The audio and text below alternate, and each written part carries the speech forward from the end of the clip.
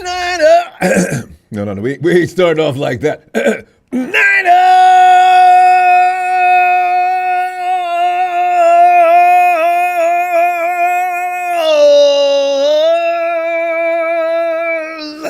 Only evil ball game.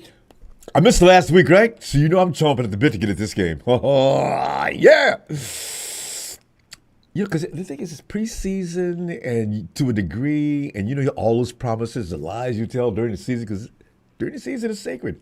I get all my freedom I want. Then the off season comes. Remember those? Yeah, I'm going to get on it. I remember also. Yeah, I got it. And so now I cherish every moment we can hang out. It's Smooth. Smooth, how you doing, man? Smooth sounded so good last week. I'm feeling pain. A couple of weeks ago, 3 weeks ago, whatever it was. And Smooth come bouncing back. That boy's resilience is making me crazy. Smooth!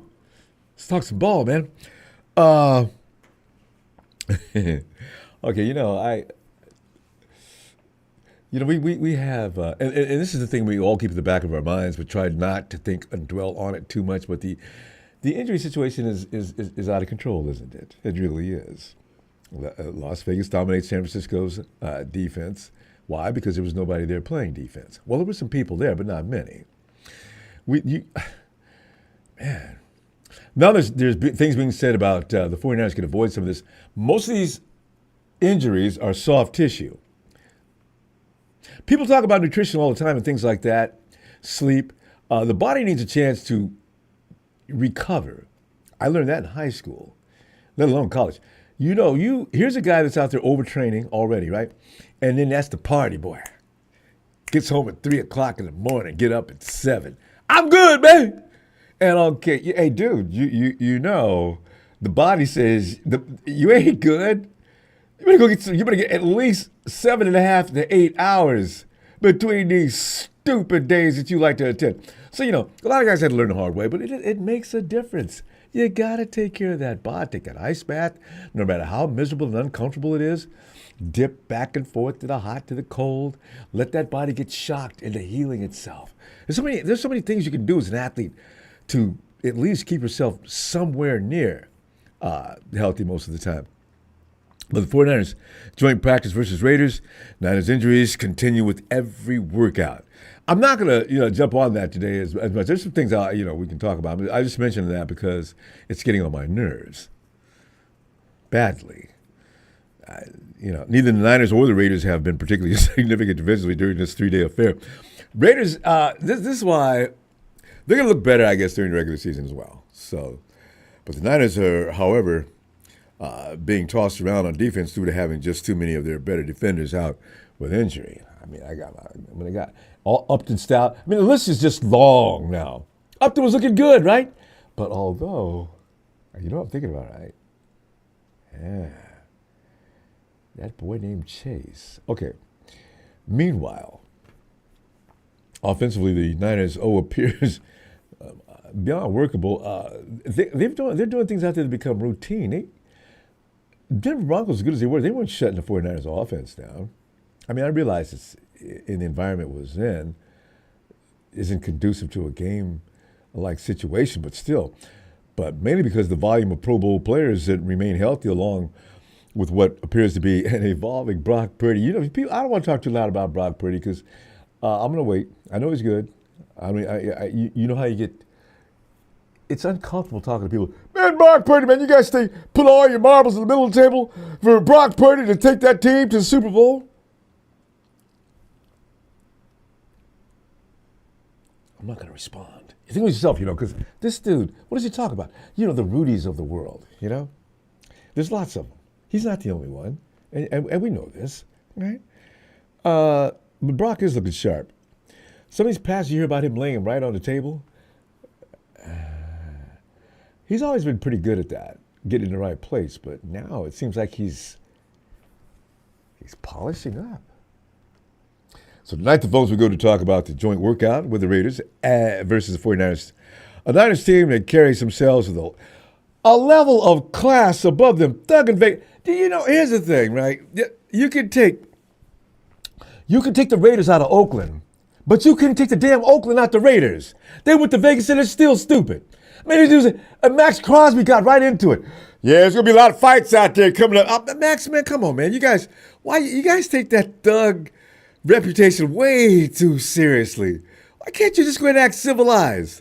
They was out there trying to antagonize the 49ers yesterday. I said, here's the thing. And Kyle Shanahan was so proud of him because Kyle told the guys before, look, they're out here to make you mad. Don't bite. All right? Just walk away from them. Don't get kicked out. We need you out there to get the workout in.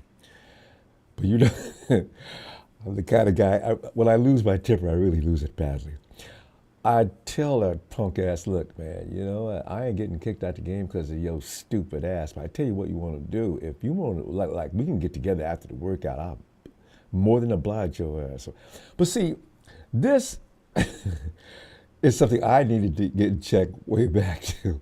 So, don't come down to the level of stupidity. That's why I'm proud of the 49ers. They didn't do it. The 49ers maintained calm. There were some situations they could have been stupid, but they didn't. Go Niners. Proud of you. All right? Hey, fam, Connor Colby, right? Remember? Rookie and 7th round pick at that. Connor Colby from last week versus Denver in his preseason action, how he played way better than expected. And with us, offensive linemen is something we can't really. Every year what do? We start off the offseason. Man, we got to do something about that offensive line. We've been saying this for how many years, right? Last year, Sebastian, a pony shows up. This year, could Colby be again? Okay, they're both guards, though. We got to draft a tackle. You can't. It's hard to find what we did with Trent, but that was just like we got lucky.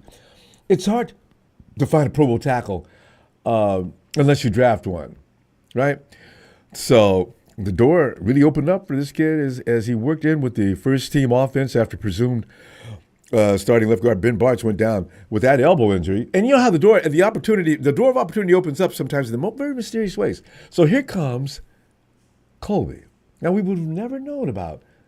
Because the way the 49ers do, you don't get your shot until, especially as a rookie, you don't get those shot until we feel deemed necessary. So sit back and learn, and when you do, we'll be ready. Kobe's gotten the attention of Coach Shanahan and drew heavy praise from Coach in the post-practice press conference yesterday. You checked him out, right? Shanahan said, I think he's getting better each week. When you get these guys in at first, you try not to judge them too hard because it takes a while. But the cool thing about old linemen is they just gradually get better each day. They kind of learn what we're asking. See, because the thing is, like a kid coming out of school, he's not used to all that running and doing what they have to do, especially in Kyle Shanahan's offense. It really is a physical offense for offensive linemen. They've got to get out and form that maze for running backs. At the same time, they've got to protect. There's a lot to ask of an offensive lineman in the Kyle Shanahan offense.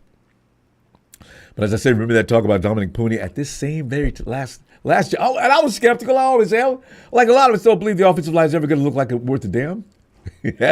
That's Tony down under about the offensive line and who's running it and why it'll never be any good. But Chris Forster's the guy who keeps telling Kyle Shanahan, go ahead and get yourself a playmaker. I can make an offensive lineman out of anybody.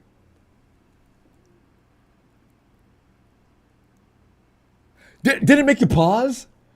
WTF, Chris? Don't tell him that. What are you doing? Let him draft somebody, especially a tackle. D. Winters, if I'm already, if you see me on Instagram and X, I've already went to D's social media accounts and offered, I need to go on Facebook and tell him, in case he's over there, and offered an apology for overestimating rookie Nick Martin and disrespectfully underestimating D. D was good. Last year, but he did some things that we made. He did things that I wonder if he's ever going to be okay. Because these tackling and things like that, they need to work. And, you can't, some guys, D had already been with us for 2 years. So how are you going to know? And so we get this guy, Nick Martin, in the draft. We're getting all excited. We're reading all his credentials. I'm getting all pumped up. I said, we got us. He's going to be playing next to Fred, boy. It clearly appears that's not going to be the case. As D is not only in line to be a week 1 starter, dude is taking complete control of 49ers weak side linebacker position. Fam, it's over. D is going to be the man. I'm not mad at that. The way he's been playing, the confidence, the level he's been doing things, D looks different this year. He just made up his mind to do it. I gotta respect that. Go D. He got all my love, man. Just be careful, D, man, because you don't be trying to kill a man on every shot. Just take him down. You know, D tried to kill a man in Vegas yesterday. But especially, Nick will likely still get the snap, so he needs to grow. But further grooming is in his future. Especially, and I don't want to get on your nerves about that, but especially when we play Kyler Murray. You know, I mean, Kyler Murray is going to be something I'm not going to be able to get over until we finally establish that we can handle him. You know what I'm saying? Because, man. So I figure I got Marquise Siegel, blazing speed. I got Nick out there, another quick person. I mean, I'm alerting everybody the day, week 3, we got everybody we got that can move his ass on defense, even if he's not playing regularly. You know, he's playing that day. When Murray comes running around that corner, I want y'all to be waiting on his ass, all right? And if you can't do that, then run him down. Stop allowing him to destroy the team by his goddamn self. Fred Warner did say this about D, though. He came to camp and played in great shape with a great mindset of wanting to hone in on and take advantage of that new role, being the guy. And so he's done it in a big way. And great timing for D to go off yesterday, fam. Yesterday morning during the 49ers joint practice with Raiders. You know, I really enjoyed it. I embraced it because he went over there and laid the smackers down in them Raiders. No live tackling, though, is allowed during a joint practice. But D was a mailman in red and gold delivering packages in Raiderville. I read it over and over again. D dropped a couple of bombs and sent Raiders offensive players to the dirt. You know, you got to smack a man really hard. You can't wrestle him down to the ground. Smack him down. D hits hard. This is the only thing we got to be concerned about from now until the end of the season. Will D finally launch himself? Because I think D thinks about it sometimes as, this dude is going down. I don't care. But both of us ain't getting up. I mean, only one of us is getting up. And D, I just hope, if that is your mindset, I hope it's always going to be you. Fred loved the violence and committed D illegally destroying a couple of Raiders by saying, as he should. That's why we're playing football. Unquote. When his first big blast came against Raiders rookie running back Ashton Jennings, you know, that number 6 overall pick in the 2025 NFL draft? Bam! Welcome to the NFL, Rook. Get your ass back over there, come running down through here. You lost your damn mind. You know, oh man, I wish I could be out there close to see that. Later, sent Raiders tight end Michael Mayer to the same dirt after a short reception from Geno Smith during 7-on-7 period. Hey, fam, I thought we were going to miss Dre. You know how Dre would be Jay would take a man, Dre would run you from the middle of the field. If Dre couldn't grab you like he wanted to, he'd continue pursuing all the way across the field. The line on the field didn't mean a damn thing. Dre is still trying to work this dude. He's taking him all up in the stands. The flags are flying everywhere. And, there were times I said, Dre, come on, man. That's 15 yards, man. I understand what you're doing, man, but don't do it. So I hope D can contain that, though, because that could hurt you. But I love the rage, the anger, the primeval he's like apex predator. Oh, God. Oh. D. Hi, Michael. You didn't see that little crossing sign back there? You can run all kind of smack on the field. Right? Okay, bad news. Okay. C.J. West went down with an injury. His left knee buckled during a one-on-one pass rush drill. A one-on-one pass drill. Wasn't even in in a situation with his teammates. Coach Shanahan did say, though, Niners medical staff examined West on the field and determined that his ACL was not damaged. Initial diagnosis was that West sustained a hyperextended left knee and could miss a week or more. Shanahan added that the injury was similar to the hyperextended knee that Michael Williams sustained last week in the joint practice against the Broncos. Remember that year that we had guys going down left and right with high ankle sprains? It was like it's like some kind of a virus. A bunch of guys just going down with high ankle sprains, right and left, right? So now we get the hyperextended knee.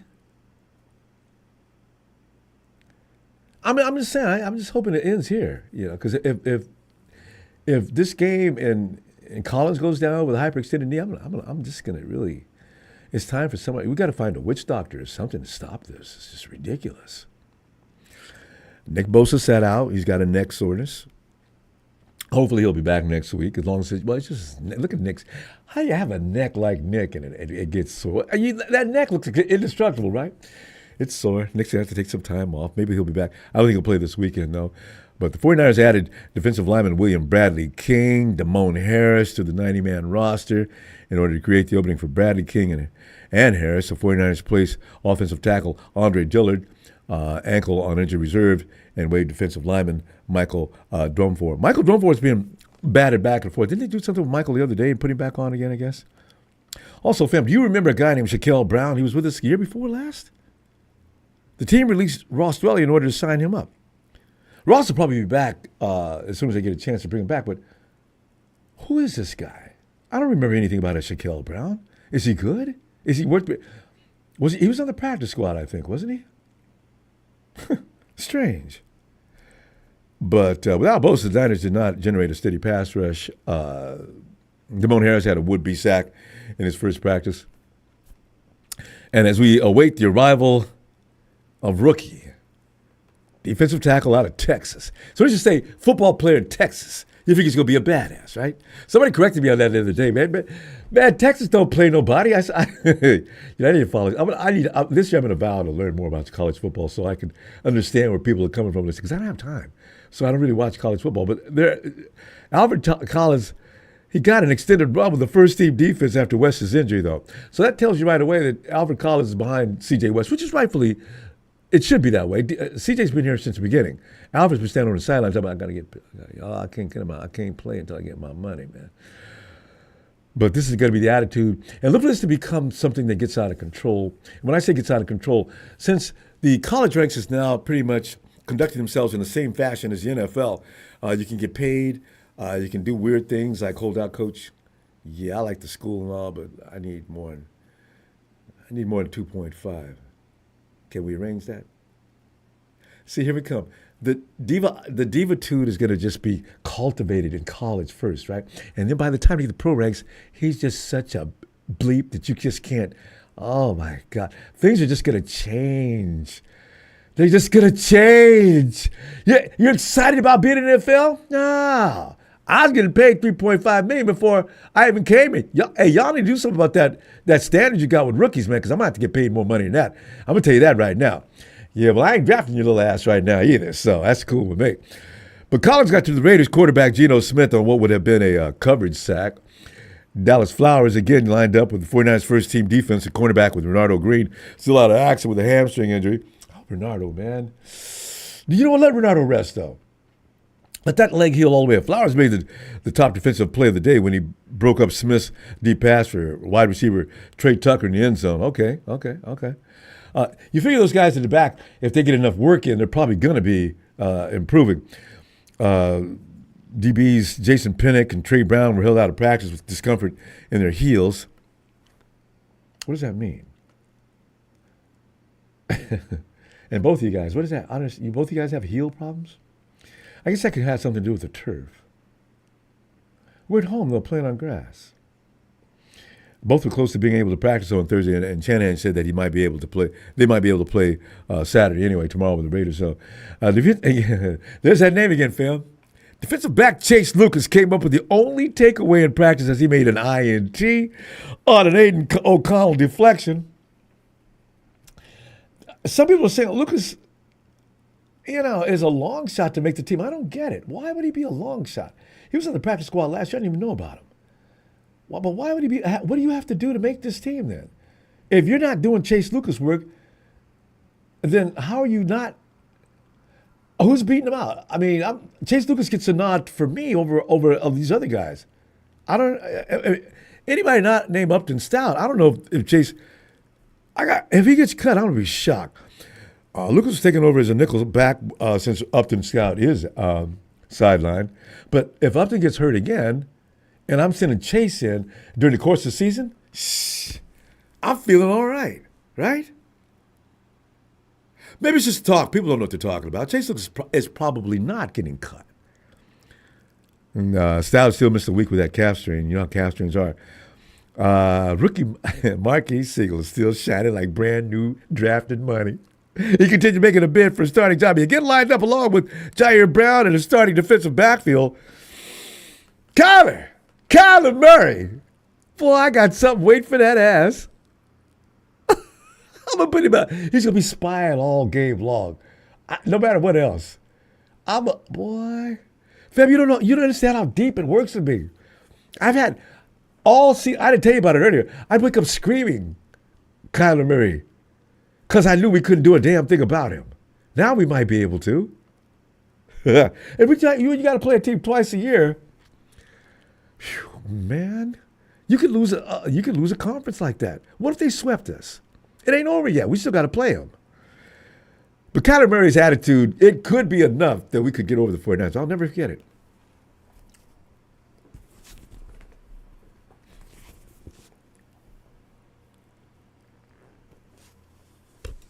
Touchdown. You couldn't even see a 49er within earshot of him. In the red zone sessions, O'Connell hit Jacoby Myers on a 15-yard touchdown against the coverage of Darrell Luter Jr. and Derek Canteen. Diamo Lenore. Debo had Charles, don't start, man. Debo had a decent day, but he finished on a down low, giving a 35-yard Smith to Tucker touchdown. Tucker made a dive and grab in the back right corner of the end zone. See, I'm thinking Debo just ain't motivated right now. It's off season. I'm gonna give him excuses, it's my boy. Offense, Nick Sakel took the majority of first-team reps at left guard with Barch out. But discoveries have been made. Rookie Connor Colby was rotated in violently out there meeting people and making friends. not to mention influencing coaches. As I mentioned earlier, Shanahan was loving it. Trent Williams warmed up but did not participate in team drills. Shanahan said Trent's playing at a very high level, though. But Trent will be guarded as much as possible this season. Shanahan added that you only have so many bull rushes, so many everything in you once you get to a certain age. I mean, you put a guy out there like Trent, everyone wants to measure themselves up against him. So, good, Kyle, because, man, players that are trying to make a team will be a pain in the ass. So put them out. Let somebody else deal with that. Good. I'm proud of you, Kyle. Good idea. The Raiders' DE Tyree Wilson rolled up on quarterback Brock Purdy's ankle, and Purdy downplayed the significance. Purdy said he came up to me and apologized afterward. Brock responded to that by saying, it's part of the game, man. And I was like, dude, thanks for competing, bro. You're making us better. It is what it is. And obviously you just don't want anything dumb to happen, but yeah, unquote. Brock's a cool guy, ain't he? Juice caught a 40-yard touch would be to a TD down the right sideline during a move the ball period. And you know that Juice is going to get a lot of work here in the first few weeks until some of these guys get back. Finally, typical stuff, though, to be expected from the Niners vet Pro Bowlers, and we got him up and down the lineup, right? So Purdy thought the 49ers offense had better rhythm against the Raiders than in last week's joint practice with the Broncos, who just mopped the floor with the 49ers. So the guys are rounding out into shape. Papa Purdy said of last week's disaster with the Broncos, quote, I thought our offense came out ready to roll and compete. And so I thought it was overall pretty good. I think last week, obviously, the first half of practice was a little slow. Understatement of the year. But I thought we finished good. I thought today was pretty good from beginning to end. Unquote. Yeah, the 49ers, this is, I can't imagine why they would come out sluggish, though. But they did last week. They woke up this week good. So they got another week to wake up, so they'll be fine. Christian and GK were out there schooling the Raiders, so nothing new about that. I mean, George Kittle, I asked this question last time. Didn't I say 15, probably around 2,000 all-purpose yards, but George Kittle's gonna mount up some yards this year, as long as he can stay on the field. Him and Brock got a thing going on. Ricky P also. Ricky Sint's out there doing all. Ricky went off yesterday. Okay, but by the way, George talked about the Pete Carroll defense. Yeah, we recognize that right away. Pete hasn't had a chance to evolve, I guess. Pete took a year off, right? Yeah. But we're not playing Pete Carroll's Hawks. We're playing somebody else's Hawks, and they're definitely going to be different. But Ricky Sint continues to have his way out there as he and Brock look to be clearly on the same page now. A new name, fam, evolves. Braden Willis, after all this time, is finally looking like he may be a real 49er. Okay, we'll see. I don't want to overreact, but Willis could finally be ready to contribute. He did some good things yesterday. Yeah. And that was him who, Patrick Taylor, that touchdown? Yeah, Willis didn't get enough credit for that. That was him who cleared that path out. He could be the full deal. Watch him grow. See what we got here. Because we're going to have the guy out there that we brought in to help block. But if George can have an equal, near equal, there's not going to be an equal, but a near equal threat out there to take passes,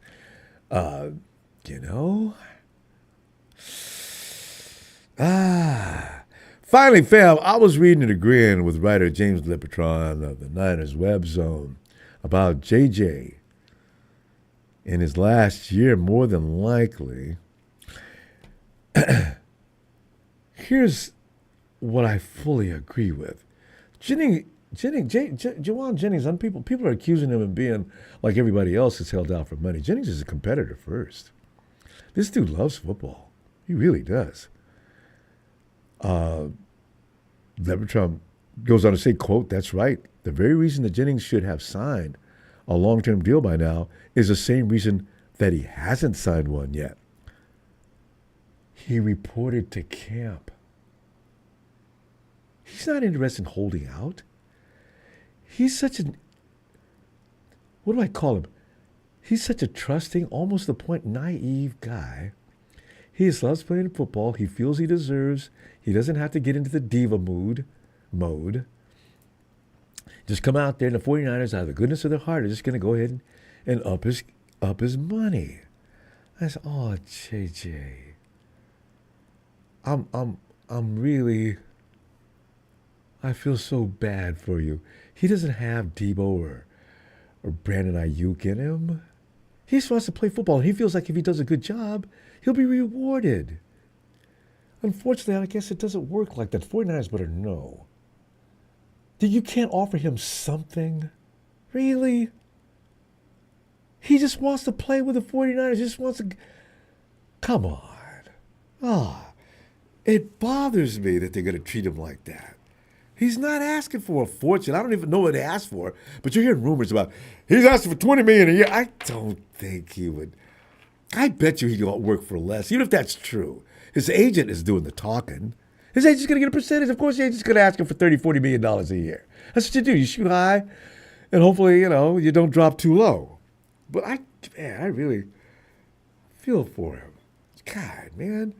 Hey, Smooth, get in there, man. Smooth.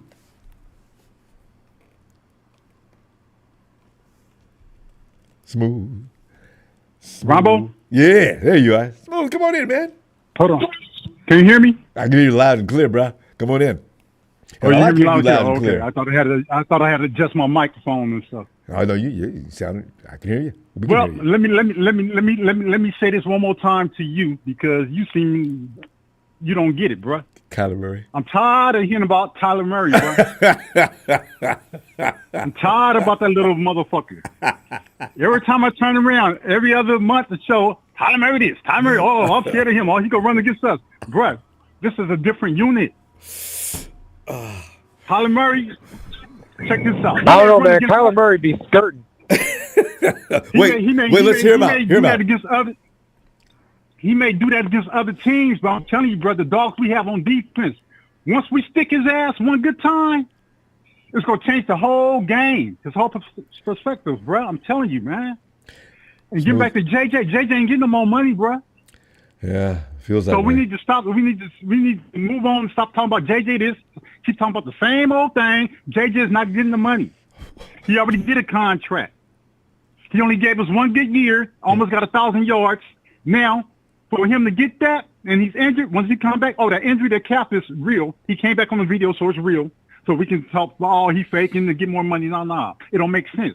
How you go fake an injury, and that's going to prolong your money? You have to be in camp to get your money. Yeah. Not injured and get your money. Yeah. That part right there. That's true. Now, JJ, bro, he's not getting no more money, bro. He's going to have to prove it to the Niners. Maybe he give us maybe in the middle of the season he do good. Then we can talk contract. But we just signed him to a contract. That's what I'm hoping we don't for. have money to throw away like that. Then how we know he come back, give him that money, then he tell his Achilles. That's more money down the drain. Then that's gonna put us in danger. Who we get on the offseason after the preseason games? Yeah. A star we want to bring in. Yeah. We don't have the money because we get it to JJ. We want players that's healthy, not injured. True. Okay. True. Now let's get back to my boy that I've been tracking in college. I've been telling you about Connor Colby. Yeah. 7th round draft pick. He's the highest PS grade is all the guards in the NFL in preseason at 77.8. So far, yeah. I saw that last week. His run blocking grade is 73.3. Run blocking.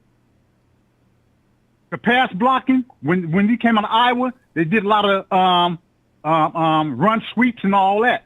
You know what the Niners run. Mm-hmm. So we already know he can run block, but they run a lot in Iowa. They didn't do much passing, but his passing is just as good. Pass protection, so he's a steal. So everybody talking about, Niners didn't get no tackle or nobody, no offensive player. We got another steal. Just so I got Brock Purdy in the 7th round. We got him in the 7th. Huh? 6'6", 309. Only 22 years old, bro. 309. That's a nice size. I like guys that go over 3. Don't be barely at 3. Got to be a little over 3. Everybody that's shining is the ones I told you about that wasn't in the top 10 and top 25. I told you. I study these players, bro. I don't look at highlights. I study their weakness and their strength, what they can work on, what they can work on, and what they can get better at. We wouldn't bring players in if we couldn't work with them.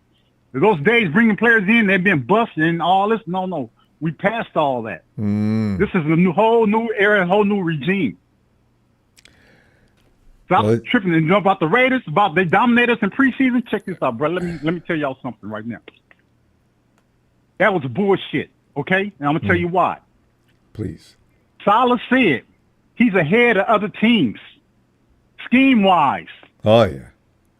Pete Carroll, he worked with Pete Carroll in Seattle. Yep. But before he went there, he was with Jacksonville Jaguars. Yep. Then Seattle. Then here. Check this out. They wanted to see if Pete Carroll was supposed to run the same bullshit offensive plays that he'd been running in Seattle. They ran the same shit. Now you're probably saying, okay, if they ran the same shit, and we've been dominating the last few years after Wilson was gone, how come we look like shit against them? Bruh, it's all in the game plan. We ain't showing shit into the regular season. We already know he running that? Okay, we gonna run vanilla and let him run his best play. The same shit he running in Seattle, those plays he ran in practice. You don't run your best shit in practice. No. You run vanilla plays, you want to tip your hand to the opponent. Bruh, we ain't got nothing to worry about. Now, when we play the Raiders, watch, it's gonna be a different outcome. They're gonna run the same shit. Think they dominate us in the practices. They're gonna run the same shit tomorrow, and we're gonna blow their ass out. You know, y'all just need to relax, man. Relax. And if The we first don't stringer's blow only them gonna be out, out there they're for a gonna few be close. That's because we're not gonna keep our starters in there, probably 1 or 2 series, then get them out of there. Now, for players' injury, it's only 2 players on IR, and we had 31 players that's questionable. 31. That's why they didn't know if the Raiders were going to do the scrimmage. That's why we didn't know if the Niners were going to do the scrimmage against the Raiders. Just like last season with the Saints, we sat out. We didn't do that scrimmage. Oh, didn't even go. Because yeah, right? Yeah. Okay. So, bro, I'm telling you, man, then we brought in, you already touched on it a little bit. I know I ain't got much time left. Shaquille Brown, yeah, we had him on the practice squad. Then we had cut him. We brought him back. Then we got Bradley King. We have him. We brought him in. Damone Harris. We got him in. But let's see, who is that? That one was been to about 1,000 teams. But Shaquille, Damone Harris. Shaquille, is he go worth, ahead. is Shaquille worth the damn? Shaquille, he's decent. He's decent. But see, but we have him not long term because the injuries that we have on our front line. Yeah, no. I just wondering, is he going to be? They're going to be. It's day to day. It's day to day about a week, so it's not serious. Yeah. So I'd rather have these injuries earlier than later on. True. You know what I'm saying? I definitely do. So we don't have to worry about. So all these injuries you got, West and all that. No, he had the same injury that Mikael Williams had, and Mikael Williams will be back. So don't even panic. I'm not a panic person anyway. I noticed that. You know, we don't panic and sucker free, bro. In my hometown, South Sucker, we don't do none of that. We hardcore. But yeah, man. Right. But anything else want to add? I'll let y'all go and let the next callers come. All right, good time, Smooth. You got it down, man. I will see you tomorrow. Bang bang 415. You know what it is, Sucker Free City, baby. I'm out. 415, Smooth Operator. Peace. There he goes. One of the most amazing people I've ever met in my life. Smooth. Maddie! Let's see where Maddie is posted up tonight. Maddie! Oh, you know Ronbo. Maddie. Ronbo. Are the guys, is the band here? Maddie. Oh, yeah, the crickets are lively tonight. That's such a relaxing, beautiful sound. Maddie, you got a speaker open. I'm getting feedback. Oh, you know Ronbo. Oh, let's see. Oh, it might be Smooth. He may be still on the line. Okay. There we go. All right, go ahead. No, there we go. No, Maddie, I had YouTube running too on my tablet. All right. Okay. So Colby is going to be a surprise, and now you realize how we're gradually going to have to stop talking about that offensive line. If Colby works out, that means we got Pooney last year. Pooney's already being. The conversation's already rolling around about Pooney may be a Pro Bowler as early as this year. That'd be nice. And then if you got 7th round pick, Colby. I mean, I didn't see. I mean, did you? You knew? Is it? Well, he went to Iowa. I was like, did he go to your school? But Connor Colby, I did not imagine. I just thought they're picking up big bodies because they're 300 pounds and 6'6" or whatever, right? It's kind of on par for how we seem to draft. To be really, if you want to get down to it, I mean, we seem to know what we're doing in a sense. So I'm not surprised that we're finding some gems in the depth chart. Late in the draft. Yeah, that's what we do. Exactly. 5th round and beyond. Look out. Yeah. The 49ers are liable to pick up the next greatest player of all time. That's a skill set. I love it. Yeah. I hate to say get used to it because then that kind of messes things up. But, yeah, no. No, we can't. By now we can. It goes all the way back to draft 1. George Kittle. Okay. And since then, none of these guys are first round. Look at the guys that aren't first round picks like George Kittle, Fred Warner. Nick Bosa, of course. You know, what every organization in the world is probably looking at as far as football goes. If Nick or Joey have children and they're boys, you watch them starting right now all the way to school. It's a Bosa. It's a Bosa. I mean, their DNA is just, that's what they do. Oh, yeah, it is completely it. And I'm not, and you're talking about his next step. I'm not even worried about him, man. He'll be ready to go. Yeah. No, Like that won't keep that dude out. nah, even if it was hurting, he'd still play. You're right. Yeah, he'd get a whole season out of him probably. Ricky and Brock and George. Okay. You know, if we're worried about an offensive output, that's enough right there. Well, and use check. Don't forget use check. And I always do. But why would I do that? He could be he could be the MVP of the whole thing, because if you're going, you got to worry about Ricky. You got to respect George. Yeah. There's Juice running down the sideline all by himself. Yeah, dude. That's what I'm saying. Go ahead. I'm sorry. He's far underpaid. And underused. If I have, Yep. all I need is Jordan Watkins out there to roll with that group of guys I just mentioned. So, we're missing other guys. JJ, I suspect JJ's going to be there week 1 because, as I just mentioned, Yeah. and Smooth has no sympathy for him, but I feel so bad for him. What would we be without him? Right now, he is the guy. And he can't get any kind of love because he got paid last year. But if he's out there, along with Ricky and everybody else I just mentioned, the 49ers offense is potent. Extremely potent. Yeah, no, it really is. Oh, man. And they don't Yep. want to give. CMC, Garindo, Jeff Wilson Jr. I didn't even. Grindo's going to heal up. Give me a break, bro. George Kittle. I mean, yeah. Rich Pearsall. Yeah, we can afford to be missing. Dude. Yeah. We can afford to be missing a couple of guys. And then people, they'll roll in. Maybe Maybe they'll roll in as needed to make that impact, You know what's gonna. Okay, JJ has all the way up to midway through the season. JJ's name is sparkling across the sports network pages and everything else, right? That is going to put pressure on the 49ers. So I hope JJ go out there and do what you do, all right? Yeah. Midway through the season, you will become the people's champion. And if the 49ers don't yield something to you that everybody's happy with, they will get booed like they've never been before. So, all you got to do is go out there, do a good job. Dude. And, so. Yeah. So, I don't know, man. Yeah. I don't know, man. Tomorrow, I'm excited about tomorrow. I mean, I'm excited just because it's football anyways, but at the same time, it's like I never put too much stock into it. I mean, it's just such some of the most comfortable things in the world, like laying under a tree on a hot day and just falling asleep. What are some of ordering that pizza in that anticipation before it gets here? I have a thing about pizza. I can't wait. I can smell it before it delivers. Yeah, Round table. Yeah. Oh God, wherever your favorite pizza comes from. The thing is, when it gets there, the open door opens. Oh God, let me have it here. Take this. Ooh, buddy. Get out of here. I'm gone. And Yeah. football, 49er football. Does it get any better than that? You grab yourself a cool one. You kick back. Yep. Oh, that's what life is all about.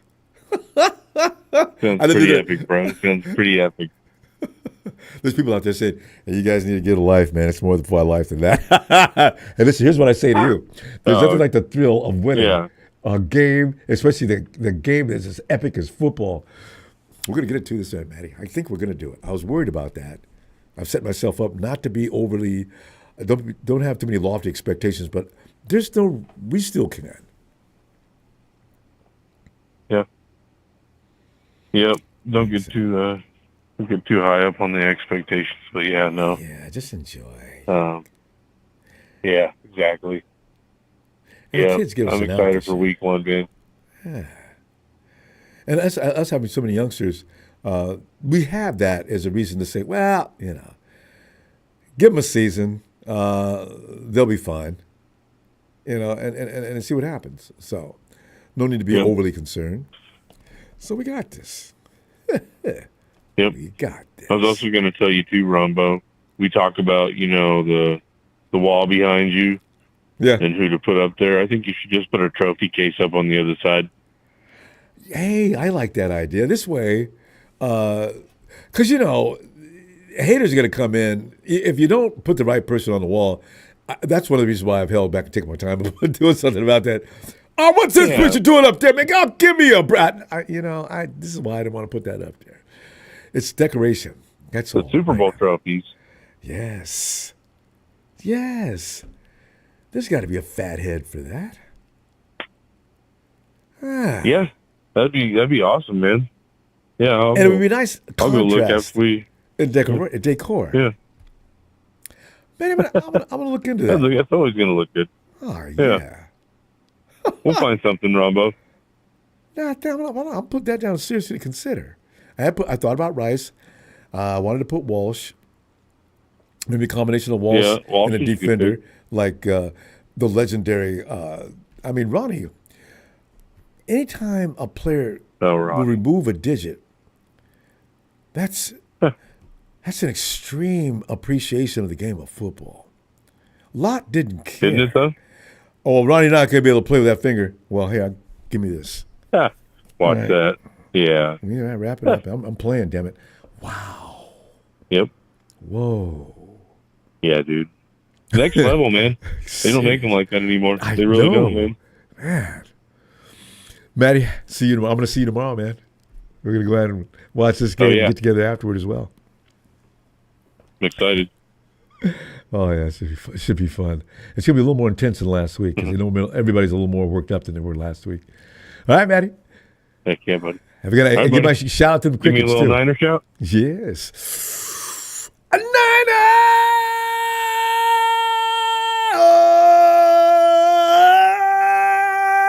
Matty! Don Burr missed you too. All right. Night, buddy. Night, Matty. Yeah, buddy. Oh, Don Burr. And people said good things about Don Burr's team. They're saying, that identity, Alice, that identity has been established, and don't look for the Detroit Lions to fall down a whole lot from where they were. It may take them a while to get up to speed, but the Detroit Lions are still to be taken, to win that division. Shh. Stop talking, man. No, they're not. That division now belongs to it's Detroit, Green Bay, the Bears, and Minnie. That's a tough division. Oh, hey, Foothead Brian, Robert, you covered again. I'll be right here with you, man. I'll be right here. We all need to eat and drink some Raider Haterade. Damn right.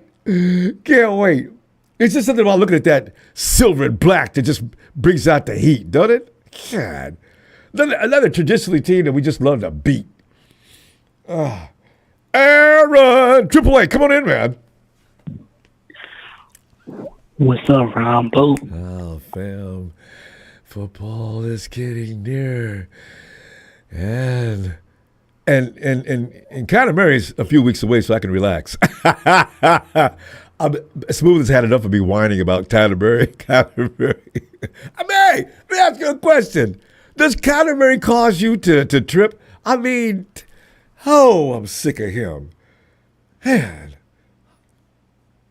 I just can't get around it. As soon as he walks out on the field, I just know I'm going to try, though, just because I gave Smooth my word that I would stop going chick a little every time I see that little bleep bleep. But, But AAA, come on in, man. I'll leave right here. There's Scott Smooth now. The biggest double draw screen. Oh, that's right. That's right. $200 million ready for the Super Bowl. 60 in state-of-the-art control room. So I checked that out, right? Rudy was talking about, you guys, your stadium compared to SoFi is just a trailer park. Rudy, y'all don't even have air conditioning. Shut up. Aaron, are you still there? I thought I was. I'm here. Oh, yeah. Aaron, I'm done. Go ahead. Jump on in there, man. What are you thinking here about this scrimmage and about anything else on your mind? I get carried away. Go ahead, Aaron.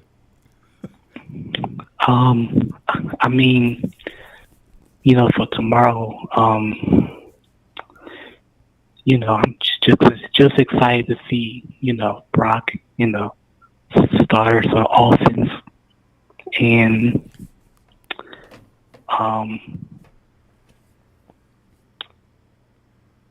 Yeah, and hopefully, and I know this is just preseason, but hopefully they'll come more aggressive than last week. They looked confused, didn't they? They looked like they weren't ready to play. Yeah, they got embarrassed. Sometimes they need that. They'll look good this week. Even the rooks. Yeah, and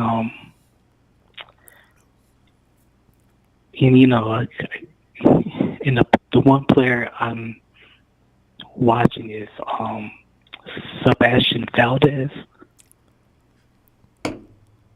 Yes. There's these guys on the roster that their name hasn't become a household yet. Good players. And we're talking about everybody else but them. That's all right. That's going to stop soon. Yes, Sebastian Valdez. I can't wait to see that. That's a big dude. And he can play. I can't wait. I agree. Sebastian Valdez. Who else have we not talked enough about that you're thinking about?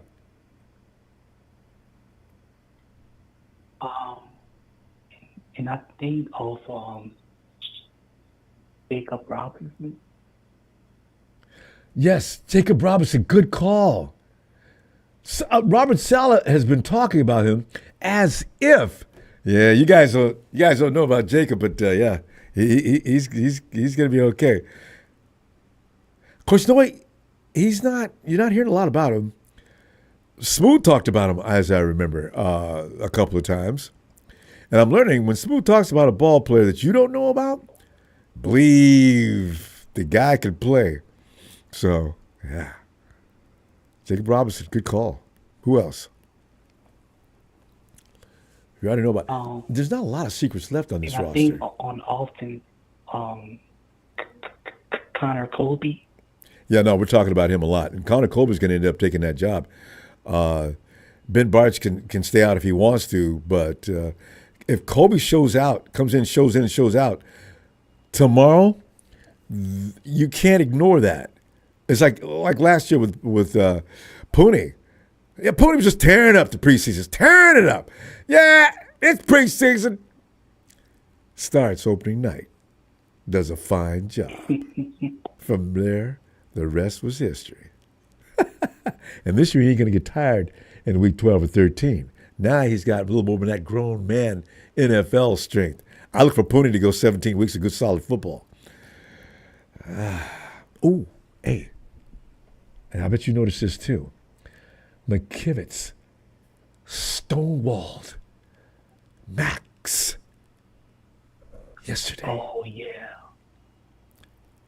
Who stonewalls Mac Crosby? And you know how he is? Max wasn't playing. He had every intention of running around because Max is like a long piece of rubber with fangs. He had every intention of getting around McKivitz. McKivitz says, no, not today. No, bro, no, you can't get in here, man. I said, Colton, look at you growing right before our very eyes. God, I'm feeling.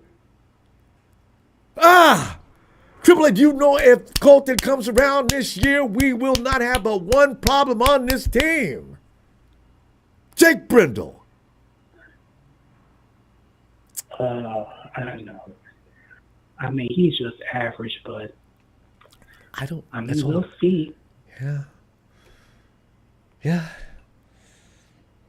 But if you can stop Max Crosby, you can stop pretty much most of the league, with the exception of maybe Myles Garrett. I don't know. I've got to stop being intimidated. There's certain guys around the league that just scare the bejesus out of me. I'm not crazy about Lamar Jackson either. Oh, shit. Dang it. All right, go ahead. I'm done. Stop. I stop being a crybaby. All right, go ahead. And and also I'm looking for the running back Corey Kiner. Yeah. He got hurt, I think. No, it's a Corey. We'll see him tomorrow. Yeah. He's okay. All right, my man. I'm going to see you tomorrow, AAA, during and after the game, all right? All right, Ronbo. All right, fam. Have a good night. You too. Niners for life. There you go. AAA. I wonder if he's okay. He sounds like he might be a little under the weather. Anthony! What it do, Ronbo? What it do? Anthony, it's game time, man. We're looking at some of the things that's been Ronbo. developing up to this point. Ronbo. And, yeah. You know what, Ronbo? Yes. I ain't gonna even say nothing about you and the Kyler Murray. I ain't gonna even say nothing. I told you. I'm gonna get a T-shirt built. So I'm gonna get a T-shirt that says, "Please, Lord, stop Kyler Murray." I ain't gonna say nothing, Ronbo. But Ronbo, I will tell you this right here, Ronbo. Jesus. Tomorrow we'll play the Raiders. Being that Shaquille and CJ West ain't playing, I'm gonna tell you these players to keep your eyes on. We just picked them up. Shaquille Brown, he's a monster. Yeah. Keep your eyes on him, Ronbo. Okay. Tomorrow. And he knows a little about our system. We've had it before. Shaquille Brown, Yeah. but 49ers being 49ers had to stash him in. Somebody else picked him up. Oh, is that how Now he we left? got him again. Ah. Man, Rambo, he just came to the league 2023, Rambo. Oh. But he's a big boy and he's quick. I And saw Rambo, he get off that ball quick, Rambo. Oh, that means we got 3 of those. How much does he weigh, Anthony? Yeah. 300 pounds. Yeah. Three. We got 3 of those now. Shaquille. 30-some reps on the Rambo put up 30-some reps on the bit and run a 4.9 in the 40, Rambo. That big rocket move, Rambo. Oh. Oh my. Yes. We got a rotation. You know, we got guys that. Oh my Rambo. God. And you keep crying about that little mouse. I told you, Rambo. I'll tell you somebody else keep your eyes on Rambo tomorrow. Jacob Robinson. Oh, I know about Jacob. That little old rat right there. Bro, Rambo, he played for BYU, Rambo. Yeah. But he's a small fella, but Rambo, He can run. he's a dog, Rambo, and he got into it with one of the players for the Raiders the other day, Rambo. He's a dog. Easy to do. I tell you. Yeah. He ran a 4.39 and 42, Rambo. Connor's probably lost his step. I'm trying to tell you, they say, they were talking about, even though they nobody get to fight because of what Kyle said, they said, but he wouldn't back down from the linemen and from the Raiders, but he was on them. Was that the situation where Fred Warner was sprinting across the field to come and aid the situation? Yeah. Yeah. Kobe. Yeah, Raiders, man. Roberts, James Roberts. Man, come on, man. Raiders, that's why. He was 5'9". But he didn't care. Anthony, you should know. Them kind of guys are the worst ones you don't want to mess with. Them little dudes, don't mess with him. Rambo. They're pissed off about their size anyway. Hard over lying, though. Yeah. You should have heard what Robert said talking about. I told you, he got the heart of a lion. I know. I've been told you about Jacob Robinson, Rambo. Yeah, I know. Cause when nobody talk about him on Marquez single, wasn't nobody talking about them boys. You get them small guys, man. Don't mess with them. I learned that early in life. They have the worst attitude. That 4.37. And then they can be quick. Because 4.37. No. Jacob Robinson won a 4.39. Remember, we ain't got too much speed. Let Kyler Murray run it out there, waving at the crowd if we want to see what happens. Get his arm broke. This is what I want to see. Don't get money all but gonna get his dick knocked in the dust, Rambo. And you know what really would give me a rush? If somebody dragged Kyler down from behind. Kyler damn Murray got dragged down from behind. I would keep that clip on a loop. And we got the players to do it. Like I told you, Rambo, keep your eyes on Shaquille Brown And that new defensive end we got what his name? Travis Gibson. Keep your eye on him and scare around Harris. Harris is a run stuffer, boy. Run stuffer. Keep your eyes on them boys. They're gonna get and Khalil Davis. Keep your eyes on them tomorrow, Ronbo. I'm about to drop Khalil, man. Khalil, that boy can move. He used to be a linebacker, so he can still move like that. But the body is that of a defensive lineman. When we got Khalil Davis, I was high on him, Ronbo. But then he got injured. If we just keep him, 2 years he's got hurt, and before he got hurt, he was looking good. Yeah, yeah, man. When he came in and we played against Pittsburgh City, I got Herbert. That nigga got 3 sacks like real quick, Ronbo. I said, "There go my boy." And then he got injured, man. Oh.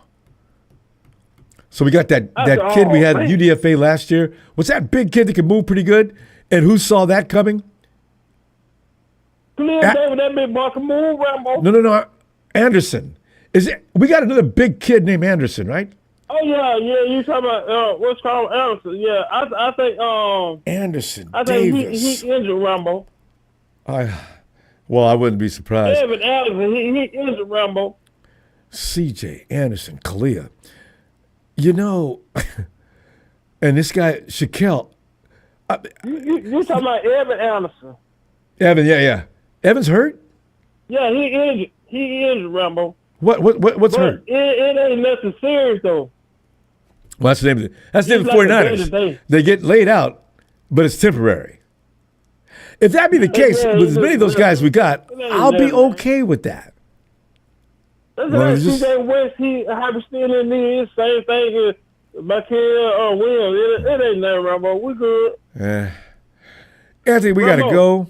I'm gonna get ready for tomorrow. But I told you who been the main focus lately here in these what's called George Kittle. That's who Brock Purdy been airing it out to. I told you when we got Tyrell, the other tight end. I told you Braden Willis. Work, and George Kittle gonna have a breakout year. Watch and see what I tell you, Ronbo. Braden Willis is quietly emerging. Okay, so and Ricky Pearsall, Ricky Sent Ricky Sent, him and Brock on the same page. Yeah, them boys breaking out, man. I tell you, it's a good time to break out too. As we gotta go. I'm gonna see you tomorrow. All right, can't wait till they analyze this game. Ronbo. All right. Hey, Ronbo. Yeah. You started having nightmares about that little rat. Oh man, it's terrible, man. And cold sweats. I get up and walk around and realize he's not here, Ronbo. He's not here, man. Relax. God, it's like watching a horror movie. Kyler Murray. Look at it. He said, "Don't let him get around the edge. Watch the edge. Oh, no, you can't let him get around the edge, Linus. He's waving at the crowd. God almighty." So, you know. Robert Solid don't make any boy break Kyler Murray's mouth off, Ronbo. That's all I want to know. I'll see you tomorrow, man. We got to go. All right, Ronbo. You funny, Ronbo. Kyler Murray's not a joke. That guy.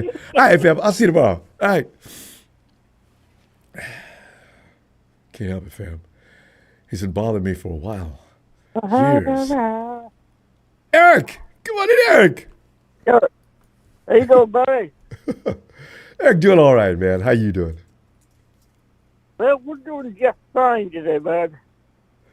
Eric, do you guys, when you play the Cardinals, does Kyler Murray send a wave of fear through you?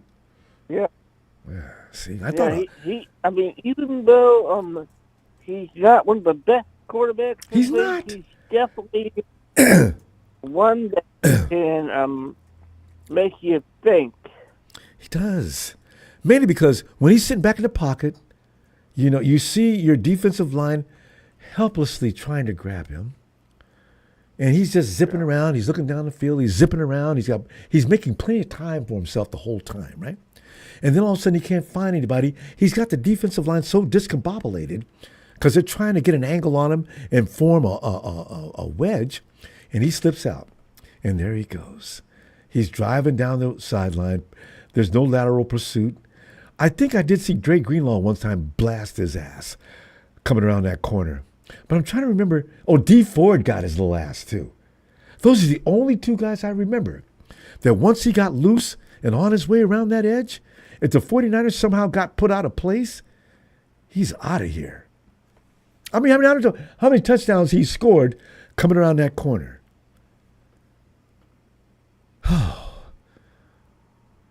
I overreact. I do. He hasn't done it that many times. There's no reason to believe that we can't contain him. And like everybody's telling me, we got people now to contain all that. So, Eric, I'm going to get over it. I'll be fine. Kyler Murray is not something that you can't go to the doctor and have cured. It's possible. Week 3 is coming. It's fine. Eric, hey, what's going on in the Emerald City, man? Well, we're actually playing right now. Currently, we're playing Casey. We're ahead 30-10 right now. Well, that's right, huh? How's that going? Yeah. What does Kansas City look like? Have you got? Can you make any assessment of what they look like with the rookies and things like that? I've been kind of following on my phone. The Stones have not played. Who? Like Travis has not played. Oh yeah. Taylor Swift is out on tour. Well, she's not on tour, but she's out promoting her album. Travis sitting right next to her on all the interviews. This is what I like about the Chiefs having Taylor Swift as one of the people involved with the organization and one of the guys on the team, their main tight end to be exact. And Travis is like, no, I got to be my lady, y'all. You know me. I'll be ready for the season. She was on Travis and his brother's podcast the other day. Usually they go to social media platforms and things like that of entertainment genre, but she's on talking to Travis, and of course, she's going to stay low profile in this. So Travis Kelce is going to be really preoccupied this year. So it's going to be interesting to see how the Chiefs do without Travis Kelce. He's not going to be 100% involved. He's not. I don't think he even cares anymore about football. He's just playing because they went bad. They went out looking bad last year. Yeah. Yeah, I mean, he's probably one of the best tight ends out there. No doubt about that. I gotta give him credit. Travis Kelce can run routes. Y'all got a good one in George Kittle, too. Yeah, we appreciate and love our George. And what a personality. George Kittle is the most hilarious tight end I've ever seen in my life. I mean, I've enjoyed George Kittle. Ever since year one, he's had that personality. And then he can play. So, it's a combination. You got to love this guy. God. And then you're watching the WWE. Are you a WWE fan? I'm not big into that, but I know one of my buddies is definitely into that. Oh. I mean... He's actually at the game tonight. He's also a big Kansas City fan. Yeah. So, and I got family back in Missouri, so I enjoy the games where it's us versus Kansas City because I know I'm gonna be happy. Yeah. And Eric, we could all breathe a sigh of relief, and the Kansas City Chiefs are going to have to come down like every mortal team. They've hit a peak probably 2 years ago, and now it's time for them to start having to regroup. Patrick's fine, but the players around him, the assembly of talent around him is probably going to have to be repaired. So, yeah, they're beatable this year. And that division they're in, oh, my God. Here come the Chargers. Hey, you figure they were only going to be so long before the Broncos with the coaching they've taken over here now. You can't have Peyton. Sean Payton doesn't waste his time. He's a good coach. He's one of the best. So Broncos, And the Raiders, to some degree, they've got Pete Carroll. That's not going to be a bad team. I mean, yeah. Yeah. So, yeah. Cakewalks for the Chiefs are over. That's going to be the one, and even my buddy was telling me that of all the teams in the AFC West, that's one of the ones that he's most afraid of. The Raiders? Yeah. Yeah. Pete can motivate a team, too. Oh, they're going to play way above better than they should. Yeah, you know that. All right. Yeah, Pete will get them. They'll be ready to go. Oh, Eric, we ran our clock. So I'm going to see you tomorrow, Eric. Good luck with those Chiefs. Yeah, I mean, we're looking pretty good tonight. So what's schedule like this weekend? Is it tomorrow and Sunday? Or no, it's just tomorrow, 1 o'clock. Yeah. Oh, cool. And I'm sure Kyle's going to give the day off on Sunday. So, yeah. You know, that's not a bad idea, bud. Yeah. That's definitely not a bad idea. All right, Eric. We'll be back Sunday, though. I'll see you then. What? I said, we'll be back Sunday, though. We'll be looking for you then. Bye, bud. All right. Night, Eric. And let's get on out here to Boston, the Beantown, J-Dog. Jay. Yo, what up, Ronbo? What's up, my brother? It's been too long, man. What's the word, Always brother? been too. Anytime you're gone, it's too long. Yes. Yeah, man. You know, man. I had to get up on here, man, because you could smell it in the air, baby. Football season is here. I want to thank Ronbo Sports. Shout out to Ronbo Sports. Shout out to the chat, the Empire, the 5-time Super Bowl champs with the greatest players that have ever played this game. Boston in the mother effer house on Ronbo Sports. And you know I got to tell it like it is, Ronbo. I'm the president of the I Hate Kyle Shanahan fan club, and I got to tell it like it is. You got many members, too. I'm so sick and disgusted to my soul with this offensive line crap, with this injury crap. I mean, what the hell is going on with the injuries, Ronbo? Like, what's up, bro? We gonna cancel another practice like we did last year, man? What's going on, bro? Actually, they should, but they're gonna do it. When we had Bill Walsh, like, what's going on, Ronbo? I wish I knew. I knew. I attribute it to the offensive line being complete garbage year after year. The identity of the team, of any team, starts with the offensive line and in the trenches, and it's a chain reaction. And that's what I attribute it to, man. But I had to get on here, man, because I'm sick of this Kyle Shanahan crap. The Kyle Shanahan supporters won't show their head, won't show out. When you're looking at this offensive line, this crap, and I'm going to tell you this, Ronbo, you know me, Ronbo. I've never been a fan of this man in the first place. But guess what? Now we're going to another season with a shitty offensive line, with the Super Bowl in our back effing yard, and we're not even ready to go. Injuries is here. The Jawan Jennings thing, what I don't even want to think about, which I don't like because I wouldn't pay him because we just paid him. You know what I'm saying? And he can go to free agent next year, and we could do it that way. But there's no excuse for not picking up the phone and calling Amari Cooper or somebody like that. Come on, man. Like, yo, no, man. People avoid Amari like there's something wrong with him. I don't understand it, and the player politics is what I'm scared of, and what we're not talking about. See, what we are talking about is we're talking about the rotation of the running backs, the rotation of the receivers. But get it in your head, Faithful, and this is for the Empire. We all know Kyle Shanahan plays the player politics. He's going to run CMC into the ground till he gets hurt. Then he'll pick up another running back, and then he'll play another running back. In which this is the trend. This is who he is, and I don't understand how John Lynch lets him get away with this crap. And I'm sick of it. We got Isaac Garendo. We got the new cat running back. Oh, he looks nice.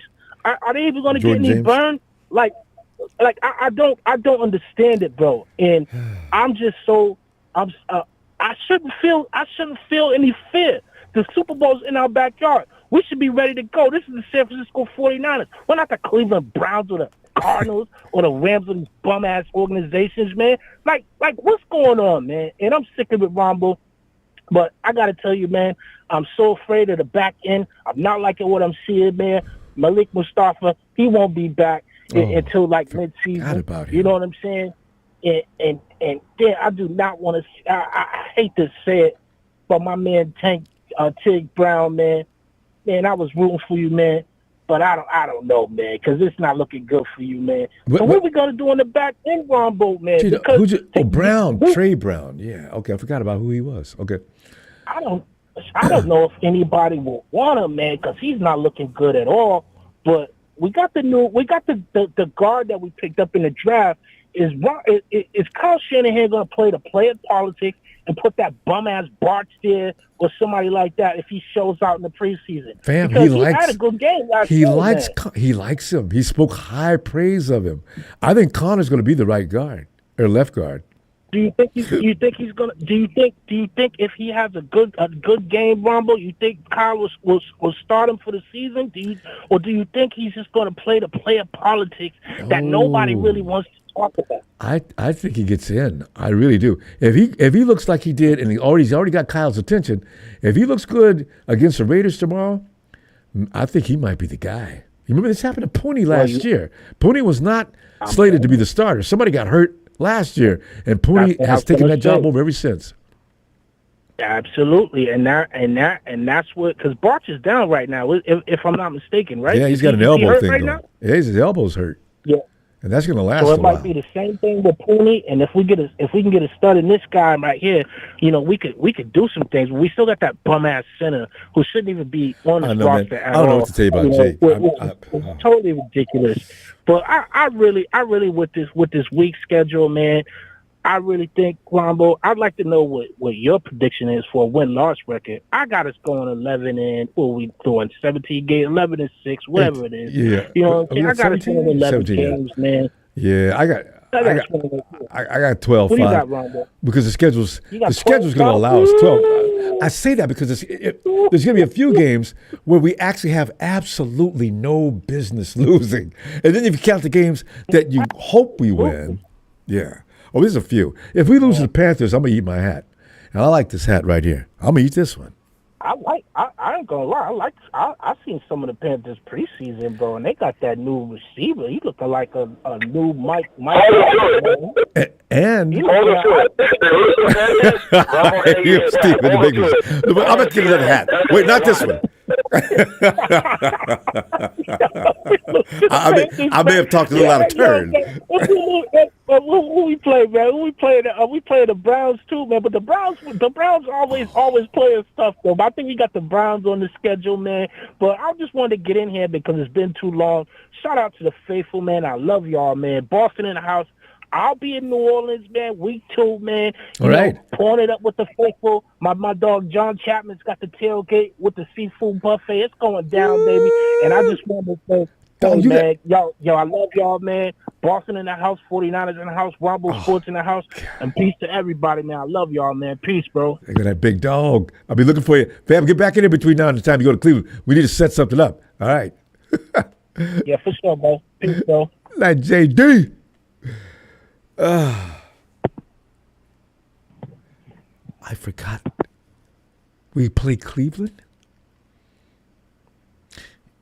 Myles Garrett is in Cleveland. Whoa. Okay. But Brian says, also, I'd love to see George Kittle beat Logan Paul's behind. Wouldn't that be great? What would be George's finishing move? And what would he call it? Hey, yo, Steven. What's up, Ronbo? Steven, man, I'm just sitting here. We're just raking over the coals. You know, because with the game coming up tomorrow, Connor could be finally knighted as the honorable left guard. I will be completely honest with you. Player politics is a huge thing with Kyle. I'm glad someone touched up on it because I never got a chance to. I never thought of it. But that is a huge part as to why we don't really win. Because Kyle Hall is favorites. And obviously, Christian McCaffrey, well, for a while it was Brandon Ayuk. Now that's kind of gone to the wayside. But, I mean, if Christian McCaffrey's there, he'll let Christian McCaffrey do goddamn everything. Yeah. But that also has trust. Kyle also has trust issues to go along with it. Yes, he does. And he demonstrated it with Jimmy G how many times? Too many. Way too many times. So to me, it's like, there is player politics, but what I did notice is that when it comes to the offensive line, that's like non-existent. I don't see him really kind of diving into it. I see, what's the, is it Forrester that runs the offensive line? Chris, yeah, that's him. Yeah, it's really Forrester is the one that's like, okay, well, this is who's going to start because blah, blah, blah, blah, blah. You know, I think Connor Colby was a damn good pick. In my opinion, I was like, God damn, thank you. You but do too, I hate the idea that he was the only pick. That's the problem. And I hate the fact that he was the only pick for offensive line. Steven, is there your sound is really difficult. Are you on your speakerphone again?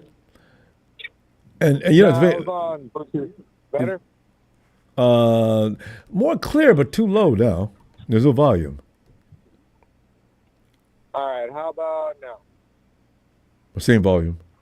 But the sound is more. Oh, say it one more time. I said I'm driving right now, so I'm using the Bluetooth on my speaker. That's always a difficult thing.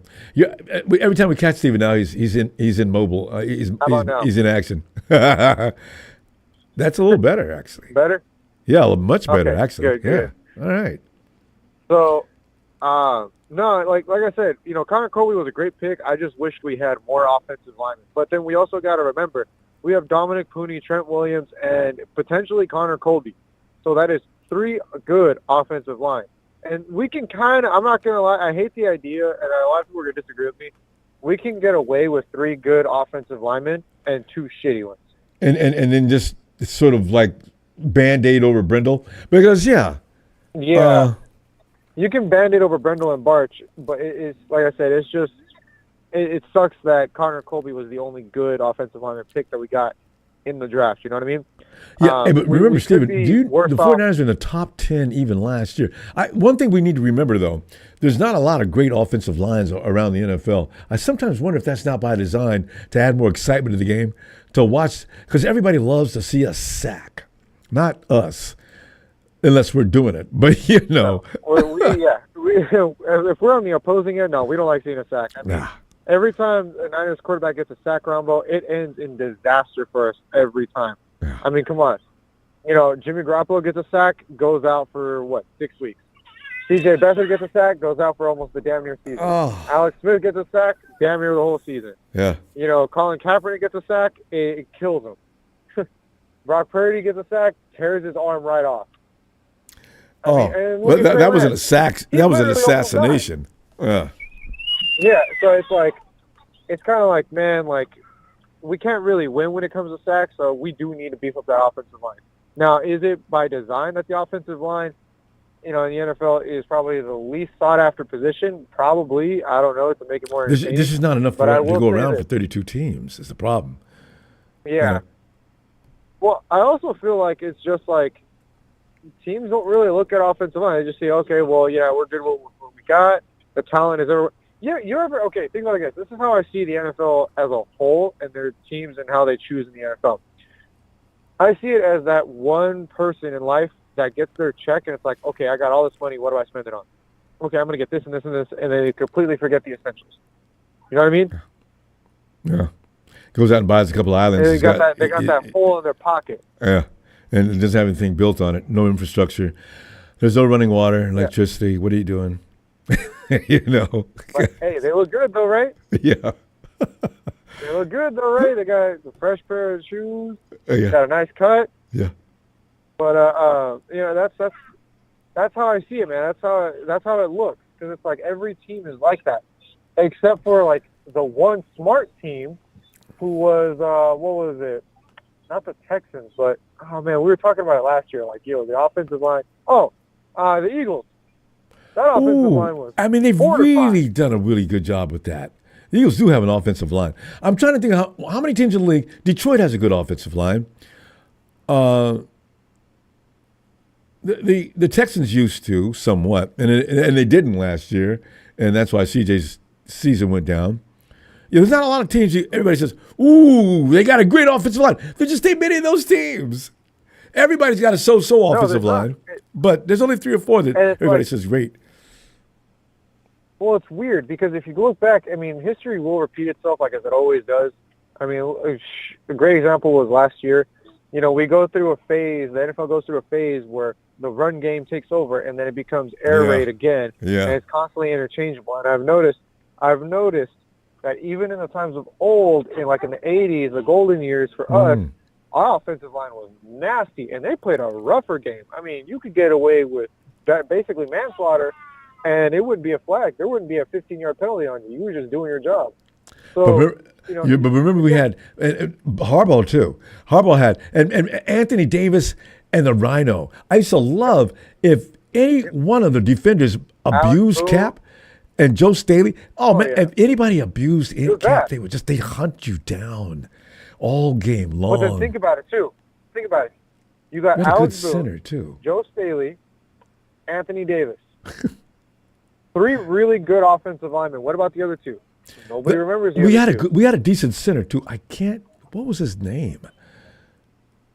Mike. No, was it Mike Lupati? No, Iupati was on the other side. He was over there with Michael Davis. What's his name? I know who you're talking about. Yeah, but anyway, he left us. And then, he was pretty good. But he was, and he did a damn good job at what he did. Provided good protection up the middle, so that way Noah could run up and try to kill our quarterback. Kaepernick, Alex Smith, or C.J. Beathard, pick your poison because we went through a revolving door of quarterbacks, unfortunately, in such a short amount of time. Well, Beathard hadn't got here. Kyle came in, but I was up to Harbaugh. But Stephen, we're going to run out of time, but we shall pick up where we left off tomorrow. Game time. I can't wait to talk about this game. Oh man. Yeah, me neither, man. Like I said, our offensive line looked like shit last week because we weren't starting really any of the starters. You don't want to show your hand, but at the same time, you also kind of want to see what you're looking at if someone gets hurt. Unfortunately, these players don't really play with each other, so it's you kind of get what you get. You deal with the hand. You start off with a 7-2 hand. You kind of got to work around it one way or another. And there's no way to get around it. All right, fam. Let me let you go. I got to go finish eating my chimichurri steak pasta. Stephen dines, doesn't he? All right, Stephen, enjoy that. Give my best to the family. We'll see you tomorrow. All right. I'll see you, Ronbo. Have a good night. Looking forward. Night, fam. Oh, God. Marketing Pro Parks in. Oh, no. Hey, Don Burr has not interrupted with his silly Detroit versus everybody. Jamel! What's up there, young whiskers? Hey, Jamel, man, we're just sitting here having a good time, but the fact of the matter is, it's time. It's time. Is that John Cena? No, John Cena's You Can't See Me. We don't want that. That's Vader. That's Vader. Vader, that's right. Vader. Jamel, man, there's a lot of things that are going on that affect the team. It'd be nice if what you saw on the field was not all there was to it, right? I mean, the thing is, we got all kind of problems going on. Jamel, I'm one of the few people, everybody else says, Jawan Jennings needs to shut up and play. It's like that year that LeBron James was having political statements to make, and somebody told him, shut up and dribble the ball. I said, that's if I'm LeBron, I'm a little hot about that statement. But the thing is, I feel bad for JJ only because it's not his fault that he's almost 30 years old. But he plays at a very intense, high level. Jamel, I'm not sure how well we can do without him. I'm hoping we'll be fine, but he makes a difference. And that's why when I say we can't afford to give him just a little bit more in his package, can't we get him to double digits? Maybe just give him 11. He's only getting 7 per year. But what if we gave him 11 or 12 annually and gave him some incentives? Would that be so much? I believe he deserves it. He's deserving. I believe he's deserving of it. Especially, he's the best third down receiver in the game that we have in the game. I think he's the best in the league. Third down, he's gonna get that first down. I believe so too. I mean, he makes his footing, gets to where he needs to be, and we get the first down. We can rely on him when we are pretty much he's halfway protected for Brock. And give him just enough time, he's gonna get you the ball. He's gonna get Jay the ball where he needs to be, and we can count on him every time. He's gonna do what it takes to get. He's gonna get it done, and so much so we've nicknamed him that. What does that tell you? Give him a little bit more. Just don't be so. I mean, I don't. You have to give him a whole. He doesn't have to get 20 or anything like that, but give him 2 or 3 more annually, and that's gonna have to make sure it adds up to an extra 10 mil. After 3 years. He's going to be able to play in 3. But the point being made that he's hurt his calf, that could suddenly become an Achilles situation. Now you've already paid him. But Jamel, this is the way owners are, though. They won't pay a guy like McCullen in Washington because he's 30 years old. Right. That guy plays his ass off, and they would not have been as successful as they were last year without him. Right. Sometimes I just that's why I couldn't be an owner, because I'd be broke. Because I'm guys that are doing a good job for me. I got to pay them. Mm-hmm. How old are you? Right. Oh, good, fine. How do you feel? Oh, okay. God, I'd say I got to pay you. Jesus, but these guys know they won't pay you.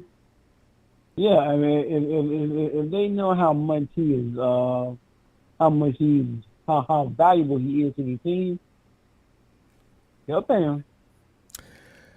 Let's release him, and he goes to another team, comes back and bites them up behind. I said, Yeah, exactly. See, you should have paid him. When we had a good, valuable wide receiver in JJ, and we're not the only team in the league with this problem. There are other teams. So many. Look at Jerry Jones. Jerry. Look at Jerry Jones is the poster child for that.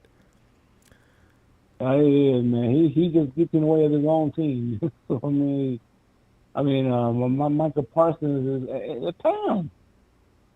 Pay the man. That's your defensive end, pay the dude. And over a little petty issue like, I don't talk to agents. You know what? Here's the thing me and Rudy got into, as we always do something. But this is the stupidest argument Rudy's ever made. And he's made a lot of them. That's saying something. Rudy's going on and on about franchise worth. Look at us. The Cowboys are number 1 with 12 point something billion. And there's us right underneath them at 8 or 9 or 10. Why is that important for you? Is that winning any games? No.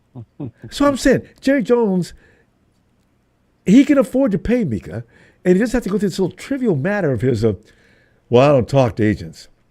Well, Jerry, you're old, out of sync, but you're going to let one of the best outside linebackers in the game sit around and beg you for money? It makes no sense. Let somebody else go talk to agents, and you just pass along whatever. God. That's why he demanded a trade. Well. That's why he demanded a trade. Let's try to lose him and go ahead. Well, the Cowboys, the weaker the Cowboys are, the more entertained I am. Exactly. Good comedy show. You see Jerry Jones out coming to the podium like he's always looking for a microphone anyway. I have standards that I'm not going to abandon. I have told Michael what was necessary for me to sign him. We'll do fine without him. Yeah, go ahead, Jerry. Oh, You stupid. Yeah, go ahead. You can't go ahead. I can't wait. Yep. I know. We'll be laughing again, and when you guys don't make the playoffs again. So, go ahead, man. So you know what, our organization, some of us have bad opinions about certain things and about our organization, but there's a lot of organizations, like we could be the Cincinnati Bengals, the Dallas Cowboys. Who else has just got a stupidly ran organization? I mean, it just goes on and damn, my clock ran out. Jimmy, I'm sorry, man. Can you make it tomorrow, please? I'll be looking for you after the game. Yeah. I'll try to get in tomorrow after the game. All right, fam. Be looking forward to it. All right, brother. Yeah, good night. Night, fam. Good night. Yo, Marco! Good night, yo. Oh, you missed it tonight. Boy, I busted Nikita big time. You did what? You know what I told her? What? I said, Nikita, when do I know the Eagles been drinking beer during practice? There was an article, Papa J saw it on Wolfie's Live, that the Eagles were after practice were drinking beer on the field. Are you serious? You can't make that up, can you? Yeah. They were having brews out on the field while they were working out? Yeah. Kelsey's older brother, the one that plays center, was there. He was drinking the beer with a couple of the guys. Yeah, but he's not playing anymore. Like, imagine you being a player, you're drinking a beer, and you're half drunk, tipsy.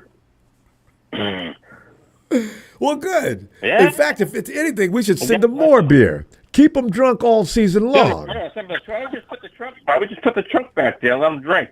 Like the microbrew tanks? Pull up a flatbed and just have them all lined up there with nothing but a spigot and glasses over here, guys. Drinking on this has got to be a first, Michael. I've never heard of this. And the NFL's not going to allow that. They're probably going to make them stop. I wonder if there's any other teams that are doing it behind our back that we don't see pictures of. We don't know. Ronbo, we don't know. That's true. I'm not at every practice. Well, the thing is, I don't know. I don't know how I conduct practice with my players. 3 sheets in the wind. I don't get it. I guess they want a Super Bowl. Maybe they're doing it last year. Yeah. It helps you relax. Yeah. Oh, Michael, you know who I want to see pour a drink for? Jake Moody. Get Jake something to drink. Yeah.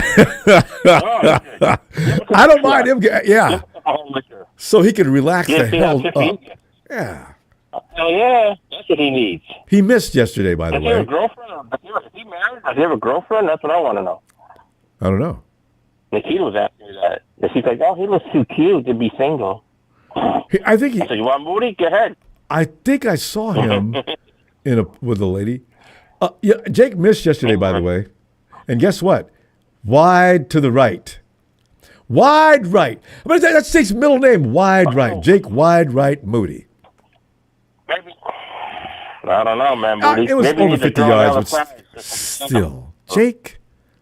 But no, I can't wait for tomorrow night's game. Raiders and Niners. Yes. Man. That's like the old rivalry. Remember those fights they used to do? Oh, Raiders and Niners used to always fight. Michael, the league banned us.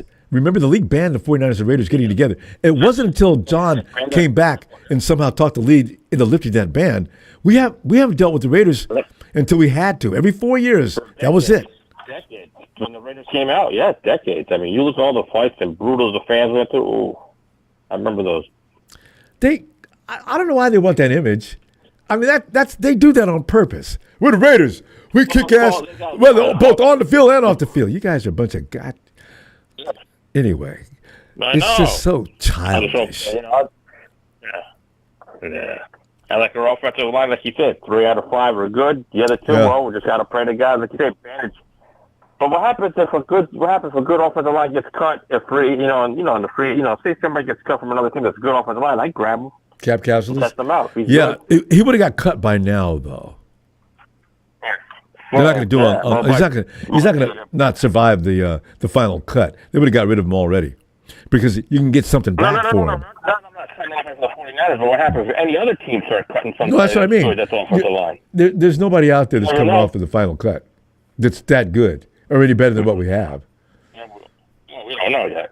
Well, yeah, we don't know, but and then Mordecai, I felt bad that the quarterback of the 49ers cut. He's going to go back to the UFL. who did we cut? Yeah, yep. Which quarterback? one? You said, a quarterback? Yeah. Yep. Mordecai. He got cut again. He's gone. I remember I remember him. What's his name? I think Riley Self will be going adios amigos. Well, we got Mordecai. No, we don't have Mordecai. What am I talking about? Mordecai's been let go. We still have Gus Bradley's son. Yeah, but I hope he's not talking to Kyle about keeping him as third string. I hope there's not something going on. You know what I mean? You never know. It's a family affair, Mike. He's not getting cut. Gus Bradley's our coach. Oh no, he's gonna be third string. And then when the other guy comes back, he'll probably be the next Mordecai. Out the door he goes. If he plays, then he. I don't know. Just wait. Let's see what happens. So if we get into a situation like we did the year before last, when all quarterbacks got hurt, and Johnson was out on the field looking like a deer in headlights. Remember what happened to our third string quarterback that we had last year? That sat there looking pretty. Allen, where's he at now? That was Mordecai. No, what's that third string quarterback we had last year? Not Mordecai. He was the other guy that you remember we had Purdy. And we had the other guy that went to Seattle. And then we had the third guy named Allen. Remember the former Bengals quarterback? Oh yeah, I don't know. He didn't even come back to even get cut. He didn't even come back. Seems to me he signed to somebody already too. Yeah, but I don't know. I haven't heard any news with him. I don't know. Are you surprised he's not special? Brandon Allen, thank you, Quade. Yeah, Brandon's not special. I don't know where he is. No. Yeah. He's probably selling life insurance. I'd love to see Jimmy G just play week one. Let's see. Oh. Somebody was talking about that. Hey, Jimmy G. I know. Stafford. Stafford's back is. But I had lunch with funny. I have a friend he's a good friend of mine. He's a big Rams fan, and now he's laid back. He says, I'm not like the rest of these Rams that start trolling you guys. No, I got respect. I'm not going to sit there. When I tell him Rudy and his crew, his stooges are always around, blah, blah, blah. Rudy. He says, the only with 2 Super Bowls, don't worry about it. Your 49ers got 5, the Rams only got 2, and that's probably going to be here for a while. Yeah, long while. Might be a long while, he said. He said a long while. I mean, the Rams got to get 3 more. Yeah, what are the odds of that? He said the next time the Rams win the Super Bowl will probably be after Stafford's gone. Well, that could be so. A bad back's not going to get. A quarterback can't play without his back, Mike. You know that. You're a quarterback. I call him Matthew Hunchback Stafford. He's going to be the next Hunchback. We got to. Michael, let me see you tomorrow. We'll see you after the game, okay? See you tomorrow after see you at the game, yeah, right? All right. Shout out to Tony Rice. I know tough loss again, Tony, but it's all right. Only preseason. Don't worry. You'll be back. You'll be right on the title with us again. All right. Thanks, Michael. You too, man. That was my Rumble. See you tomorrow, buddy. And let's get Tony in here. Tony. J-Dog, I was trying to tell him about you, but I couldn't get a word in. Yes, the Kyle Shanahan Much Appreciation Club is growing. Right about Jalen. Jalen does not wouldn't give a rat's butt for Kyle Shanahan. And then there's you. And J-Dog is the president. J-Dog's been hating Kyle Shanahan for a long time. Almost from year one. It's so funny. You outline your reasons, though. Sometimes J-Dog, he may have accused Kyle Shanahan of a couple of things that really aren't completely accurate, but Tony will set you up and make sure that you realize that, yes, Kyle is at fault at this particular thing. So, Tony, come on in, man. We're accumulating injuries like it's going out of style. It's in style in Santa Clara, though, ain't it? I mean, you're right. It's just unbelievable. Every day. I mean, who was the dude that left to go to from the front office to Washington? Adam Peters? Yeah. Yeah. Since he's been gone, hey, everything's turned to shit. I wonder Are they having injuries? No, they're not having injury problems in Washington. Not that I've heard of. Nah. Yeah, no, it's always us. Now Every year, it's always us. Yeah, well, now it's a, what do you call it, Ronbo? It's a requirement. If you've never had an injury, all right, in your life, you cannot play for the 49ers. You must have had an injury history to be able to make this team. Okay, tell you what, but I'm not going to push back on that, though, because we had that Rams edge rusher, or outside linebacker, whatever he was, about 4 seasons ago, and he had never been hurt a day. He never missed a game. As soon as he signed with us, he got hurt. That scared me so bad because I said to myself, this is something the 49ers are doing wrong. I don't know what it could possibly be. Well, and it could be Shanahan, but I don't. That's bizarre. You remember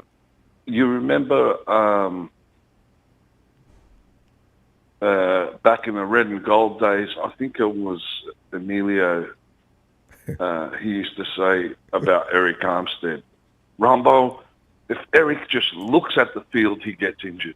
It was true. It was true. And Jimmy Ward. What do we do? What did we do, Ronbo? Right? We got rid of DeForest Buckner, who never gets injured, and we kept this clown. Why would you do that? You need to be sent to for psychotic evaluation. And get rid of this guy. Keep the dude that doesn't get injured.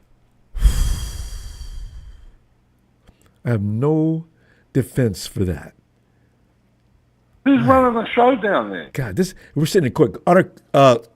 Your Honor, can we have a recess? Because I have no case to launch against that.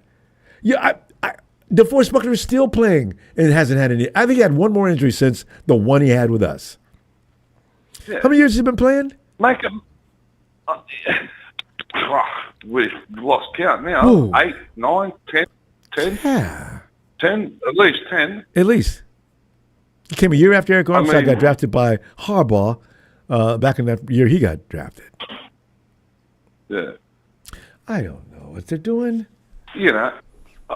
Someone's got to go up there and say, mate, make it make sense. Please make it make sense. Come on. Shannon explained one time, he says, we got to go hard in practice or else they're not going to be ready for a game. They're going to get hurt in a game anyway. Callis is explaining Callis. Go hard in practice.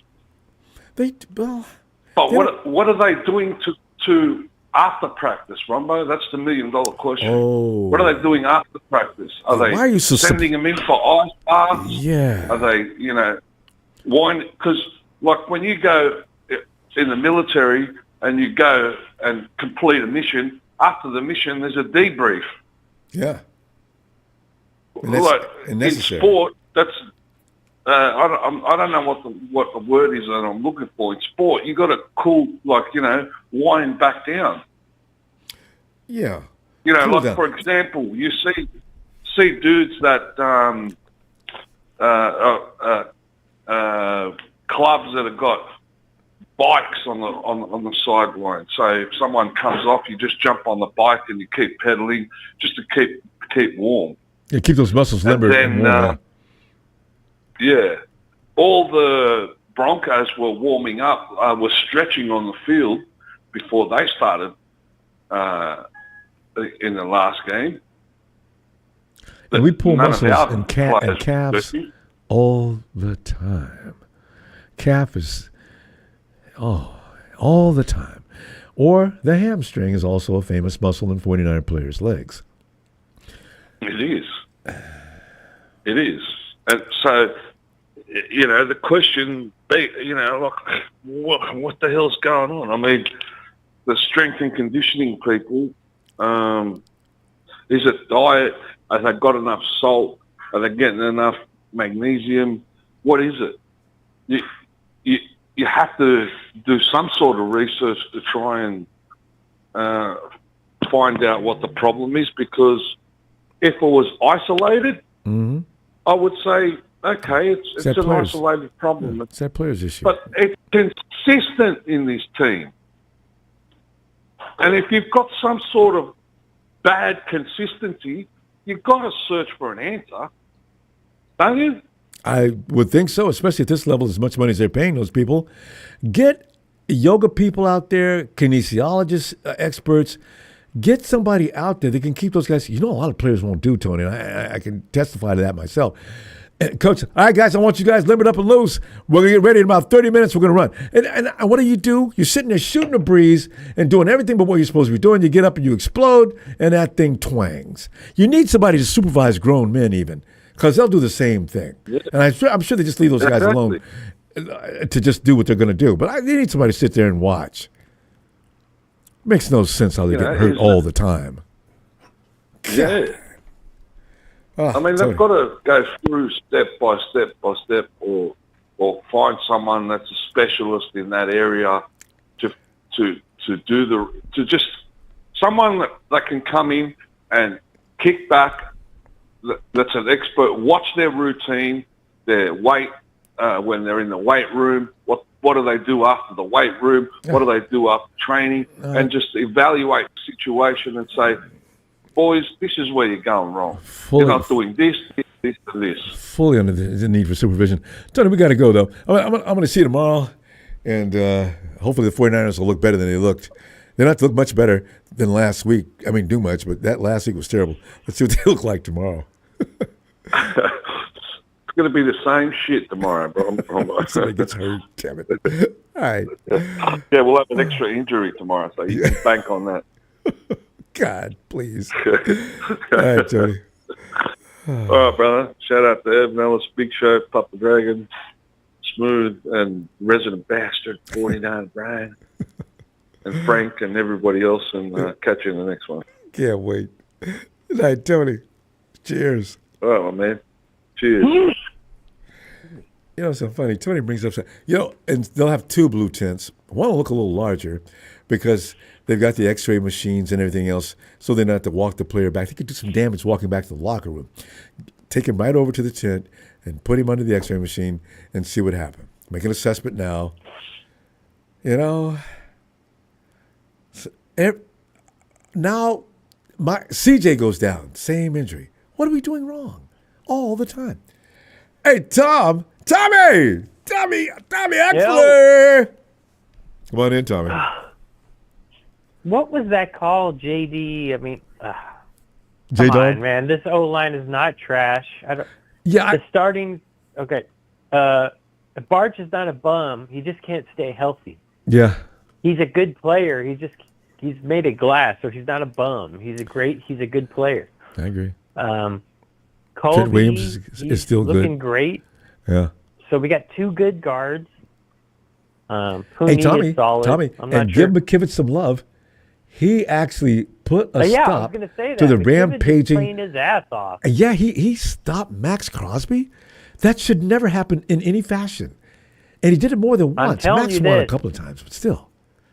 I'm telling you this, McKivitz is getting paid next season. Probably, If he huh? stays healthy, Yeah. And he set his goals. Tackle plays. He's better than Jalen Moore, and Jalen Moore got paid. Oh, hey, right. Jalen did get paid. Kansas City.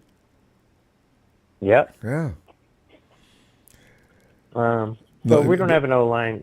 It's not trash O-line. The problem is the depth is trash. The depth. Burford is just god-awful. He shouldn't even make the team, but we don't have a choice. We don't have a swing back. I'm still pissed off him about the Super Bowl, Tommy. God. Yeah, that was all on him. And then Feliciano got mad and became real impolite, and everybody's looking bad. I said, you know what? How many of us disagree with John about that? He's right. Nope. Damn it. Exactly. Why couldn't you have done better than that? Oh. Yeah, you can't let a free rusher come in. I mean, what are you doing? I mean, even if you get a flag, not that. Oh. Too late. It's over. Yeah, about Tig, too. He's terrible. I mean, I'm sorry. He's just, I don't know. He's got great ball skills, but he can't cover a toilet seat. Now, who are you saying? Jair Brown, Tig. Oh, I know. That's all he could do. You know what? I thought he was good. He could track. He's okay, but I don't know if he's all that much above average tracker. He was supposed to be one of the best coming out of college, but I don't know. How many INTs does he have? He's had a lot of opportunities too. Yeah. Yeah. So he's losing that job, though. Every time I get an injury, I want to break something. I know, right? Like every season, God, played with. What are they doing? What are they not? Whatever they're doing is not working. We all want to know. It's not stretching because the team can't stretch all at the same time outside. Well, yeah, what is this? Not synchronized synchronized stretching? Come on. Well, you be responsible, Tommy, is all I ask. You're a professional. Exactly. You get paid for this. You should try to keep your body up to optimum ability at all times. If you're out here pulling muscles like Deebo Samuel every 15 minutes, stopping in the middle of a play, Tommy, that could have been. It could have been the game. Could have been determined by the fact that you stopped in the middle of a play that you could have scored points and got us in the field goal range. Deebo dropping down to a knee because his cat. I felt something in my hamstring. Well, then why are you feeling something in your hamstring? You can't bitch at your players like that though, because they're prima donnas. They get paid a lot of money, but I'd be really. I'm just worried about that. These rookies, they're getting injured and they're not getting enough reps. I know. The callus is not built. I mean, hey, Tommy, that might be it. They're going West, too hard too early. Hyperextended knees. I know, that's scary. God. That tendon's not going to draw back until. I mean, they can rest it, but it's not going to. It's still going to be a little tender. Mm-hmm. So I hope. And the wide receiver room, good Lord, who that? We don't have anybody. Yeah, Ricky. Ricky. That's. You know what? Cowing, he's coming. Cowing's looking pretty good. So Tommy, hopefully it's going to be George. It's going to be George Kittle's show, along with CMC and Juice. The rest of the guys. I have a question. Like, what are you going to do? What do they get a game plan against Kittle? Like, because he's basically a mismatch. He's uncoverable. Yeah. He runs great routes. He's big. He's physical. He'll be double teamed. You know what though? That'll provide openings. I don't know, but if they double team him, they're going to leave something open. See, this is what I'm hoping for. I would bracket him. If I was a DC, I would bracket him. Yeah, probably that'd be a little safer because Ricky's going to go crazy. If you allow Ricky to get a step on anybody, he's going to have a field day. Because Brock is getting good. Their chemistry is getting really good. Okay? I need JJ, Tommy. Can't we do anything? Yeah, we need him. He's going to play anyway, even if they don't pay him. So. Yeah, I just don't want him to have that attitude. The emotional, like, oh, my emotions aren't in it because I'm not getting paid. Like, that's so unprofessional. I want him playing. Yeah, I don't want him thinking about that. But I don't think he's like that. But I know, he's not. Mooney Ward was like that. Mooney Ward's like, oh, I checked out. I'm like, you're getting millions of dollars. You cannot check out. Prima donnas got the diva all through him. I hate that, man. Oh, that so made me mad. I'm like, yeah. It's just, wow. So you let you put the whole team's chances in jeopardy because I'm not getting exactly. You're getting How paid. Is that better than that linebacker? Yeah, we shouldn't say his name. Micah? That little. You talking about Parsons? No. Our linebacker that we picked off the street from Green Bay. I shouldn't say his name. He quit on us. Oh, Devondre. Oh, God, how could I forget? Campbell's an asshole. I can't think of his name. Oh, God. He's a punk. I hope he never plays. I hope he goes broke. What did he said something to allude to the fact he doesn't need the game anymore. Man, good. The game doesn't need you anymore either, Devondre. Tommy, good to hear from you. We gotta go. Get back here tomorrow. I'll be looking for you. Yeah. And we need you in the chat. I used to love the way you used to work people over. Tom used to beat trolls up in such a style that was entertaining. Anyway, I'll see you tomorrow, okay? Tommy? We lose? Okay. Tony ATL.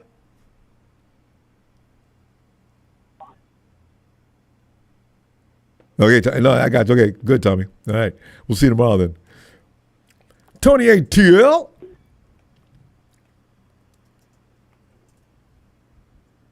Oh, okay, come back to Tony. It's time for that man who crashes through the walls, cape flying from his shoulders, and he is White Chocolate. Chocolate, come on in, man. Ronbo. Hey, man, I got to correct. Did you call me Tommy? No, I was Tommy's in the chat, and Tommy's phone just died on him. His phone just died on him. I was going to say, man, I know it's been a little bit. Since it has been, Tommy. I mean, it has been Chocolate. Me? It's been a couple of days, or a few days actually. Because yeah. Chocolate. I want to confirm something. The Eagles are on the sidelines having beer while they're working out. Yeah, I saw that actually. Yeah, I saw that. It's true then. I got to say, man, that was pretty cool, but I just never heard of it. Well, that takes you back to the old time, man. They used to drink beers at halftime and shit, back in the old day. Hey, you got to go back a long way. I will say, man. Yeah, I thought that was cool, but you know what? I wonder, man, are the Eagles on that, are they on that Super Bowl, wave? Like, are they getting a little bit too complacent? I hope that's the case. Well, yeah, I mean, Chocolate, here's the thing. I'm not prudish or anything like that, but the thing is, kids are watching, okay? We don't put anything in their head that thinks that's not okay. Because the first thing you know, especially high school, hey, Dad, I got a six-pack. We're on the side. When you come over, I'll have it for you. No, guys, would you focus? We're playing ball here. You guys want to get beer? No, I can't say that. I was going to say, how you when you're a kid, you're not supposed to be drinking and buying liquor because they're not going to sell it to you, and you get an adult that's coming out of his car. Yeah. Hey, mister, can we get you to buy something? Yeah, no. So, that's a bad example. I've been there, man. Not proud of it, but yeah, I've definitely been there. But yeah, we've all been there. You know what, man? I didn't even think about that. That's a great point with the kids, man. Cause, don't encourage that. They're definitely role models and whatnot, but the Super Bowl champions. More of like everybody's looking at more of like a lineman thing, though, man. I think linemen, they're just gritty, man. And big. They got to keep the size up. Big dude. Exactly. Yeah. But no, I did see that, and like I said, man, I know it's been a few calls since I've been in. I was just out in Vegas on a work trip, so I was caught up in that the last week. Unfortunately, too bad you could have stayed there long enough. One more day or so. Yeah, that's what I'm saying. I know. Unfortunately, I wasn't there long enough to, go to that game tomorrow. But like I said, man, I've been a little bit away from it, this past week. Yeah. So I wasn't following, like the full. Because I think the Raiders joint practice, I think that was today, wasn't it? Oh, yeah, it must have been today, right? Well, the 49ers, they had a workout yesterday. Today, I don't know what they were doing. They were doing a lot of talking. Oh, was it yesterday? Oh, yeah. Okay. So they're going to play tomorrow. They probably did a walkthrough or something. Yeah, I will say this, though, Ronbo. I had a bunch of frustration to kind of come in with, man. Let it all out. Go ahead. I got to keep it honest, man. But, man, just these injuries, man. We talked about this in recent calls, but it's like, Ronbo, is this training staff? Are they out to lunch? Or are they, double agents for the Seahawks or the Eagles or something, man? I don't know what the hell's going on with that, but, even that last preseason game against the Broncos. And again, man, you know what? I know, the score, obviously it didn't look good. But, it was worse than really what the game was. I was watching that game. Yeah. I was watching that game. Well, here's the thing. I think it was actually better than the score looked because yeah.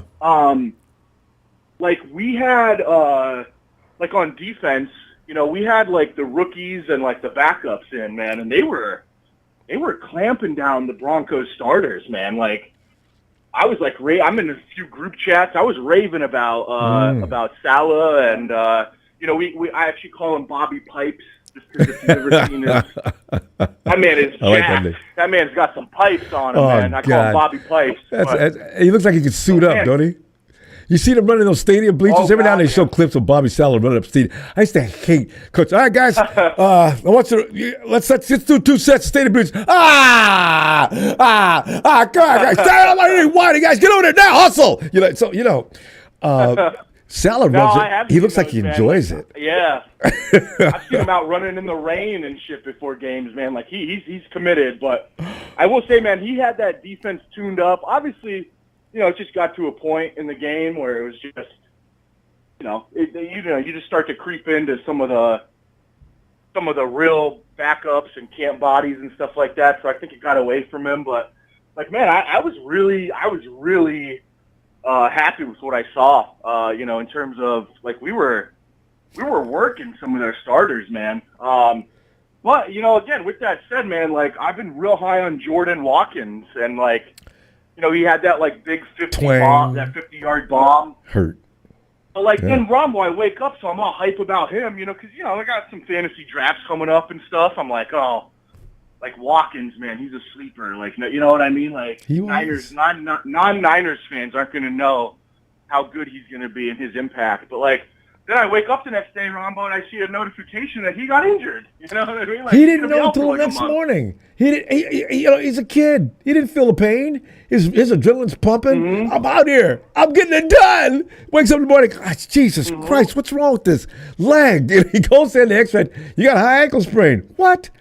Oh man. Yeah, I know. A month out. I know, like a high ankle sprain too, man. Like I saw that, and I'm like, are you kidding me? Like. Like I said, man, despite the score, I was like feeling good about what I saw that game. It's a nice play on his part. And I just wake up to that news. I was like, are you kidding me? Like you can't even make this stuff up at this point, So I'm just with the injuries, man. I think I saw the title tonight. I think were there more injuries since then? Like CJ's got a little bit away. It's CJ's knee. No, not CJ. He's got it's the same injury as Mikael Williams. Same one. Oh my God, Ronbo! What are they playing on sand on that practice field? Like, maybe they should. Like I don't. Yeah, that would be better. They get more work in too. Yeah, it might even be better. It's more laboring running through sand. So the dog CJ West is injured now. Like I said, man, I follow stuff closely, not serious. It's just a hyperextended knee. There's no structural damage, tissues, everything's intact. But it's got to be allowed to rest in order to heal up. Charlie, you know what? We're having too much fun with this conversation. We got to go. But listen, I'm going to see you tomorrow, and glad you're back. Yeah, I thought I heard you say that last call, man. I don't think you usually go Saturday. Are you doing like a special like game preseason? Oh, yeah, no, I like to come in and watch the game with everybody who I can join, and have my things to say about the game. So yeah. I'll definitely be in there, Ronbo. Hey, Ronbo, real quick, let me get a Niners hauler real quick. Oh, God, yes. A Niners!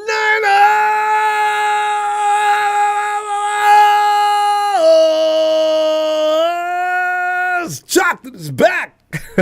See you tomorrow, fam. Hey, Chocolate's back like I never even left, baby, man. Love you, man. Love the platform. Love you, bang, fam. Bang, white chocolate out, man. I'll definitely see you tomorrow. Can't wait. Night, fam. Tommy Hudson says, Texas, you're all in the chat getting cooked. Texas boy, he enjoys that. He's masochistic. Every time he comes in, he gets rampaged. Remember that time he called in? Oh, that was brutal. We couldn't get anybody off the phone, and he just tore him apart. He took I give you nerve for that, Texas boy. I think Don Burns called in once, and he didn't get beat up like Texas boy. See, Texas boy, you burnt up a lot of bridges. A lot of people don't like you. I know Ellis doesn't like you. Ellis! And you know this, man. It's Friday. Yeah, exactly. That was right on point, wasn't it? It is. Yes, sir. What's up, family? Listen, I was just looking at it. Everybody, all of us are worried about the same thing. I think we used to take it for granted, and we always thought it was a pent up about luck. We've not had back-to-back years where the team got completely decimated with injuries, but we started off last season in this same way, and it went all 17 weeks. Mustafa got hurt in week damn 17. Again? But otherwise, anything else about the meeting in Las Vegas that you have some comment about is what we're on to. Yeah, I mean, only thing I've really been hearing about them offensively is Trey Tucker was doing making some plays. He's not a bad wide receiver, but yeah. Trey, yeah. So. But I don't know, man. I didn't get a chance to really hear, get a full breakdown. I'm honestly not concerned. I'm not. Well, you can be our starters go out there and play like shit for 4 quarters, and we got, we're getting pounded in the ground. If that's to happen, then you settle that's when I'll be more concerned. I'm not. Right now, I mean, we need to get the young guys reps. They got to learn on the fly. They got to make mistakes. They got to make a lot of mistakes before they start, actually performing, up to the standard. You know what I mean, and improving. Yeah. So, injuries comes with the territory. Unfortunately, I'm hoping that Kyle's gonna wake up one day and say, "Oh, I should be having my guys stretching for at least 30 minutes before games and practices and everything," and getting full, stretches, adequate stretches. You're lightly perspiring when you come over. Let's get started. I'd all of that, because they'd be more than 30 minutes stretching. Yeah, well, that's what I'm saying. That should be a minimum. Yeah, I need y'all here early tomorrow. Why? I need you to loosen up. You guys, everybody blames me because you guys get hurt. You will be here tomorrow. I'm going to take responsibility. I want you here an hour before we start getting loose. If you don't show up, I'm going to fine you. You got to be a hard ass sometimes, God, it's just, Yeah, man. It's just, stretching is just one half of the battle. Injuries will still happen, but I just feel like there's something that's not being done. Could be diet fully. Yeah. It could be a number of things. I mean, especially soft tissue and hamstrings, quads or calves. All those different ones. That shit's from not stretching. You know what I mean? There's not enough potassium, for the cramps and stuff like that. And then, we've had that many a times where guys go out because they got cramps, muscle spasms. Yeah, either that or the muscle strains or, pulls. That's from not stretching. And then all of a sudden trying to hyperactively move and utilize these muscles, without stretching them and preparing them fully.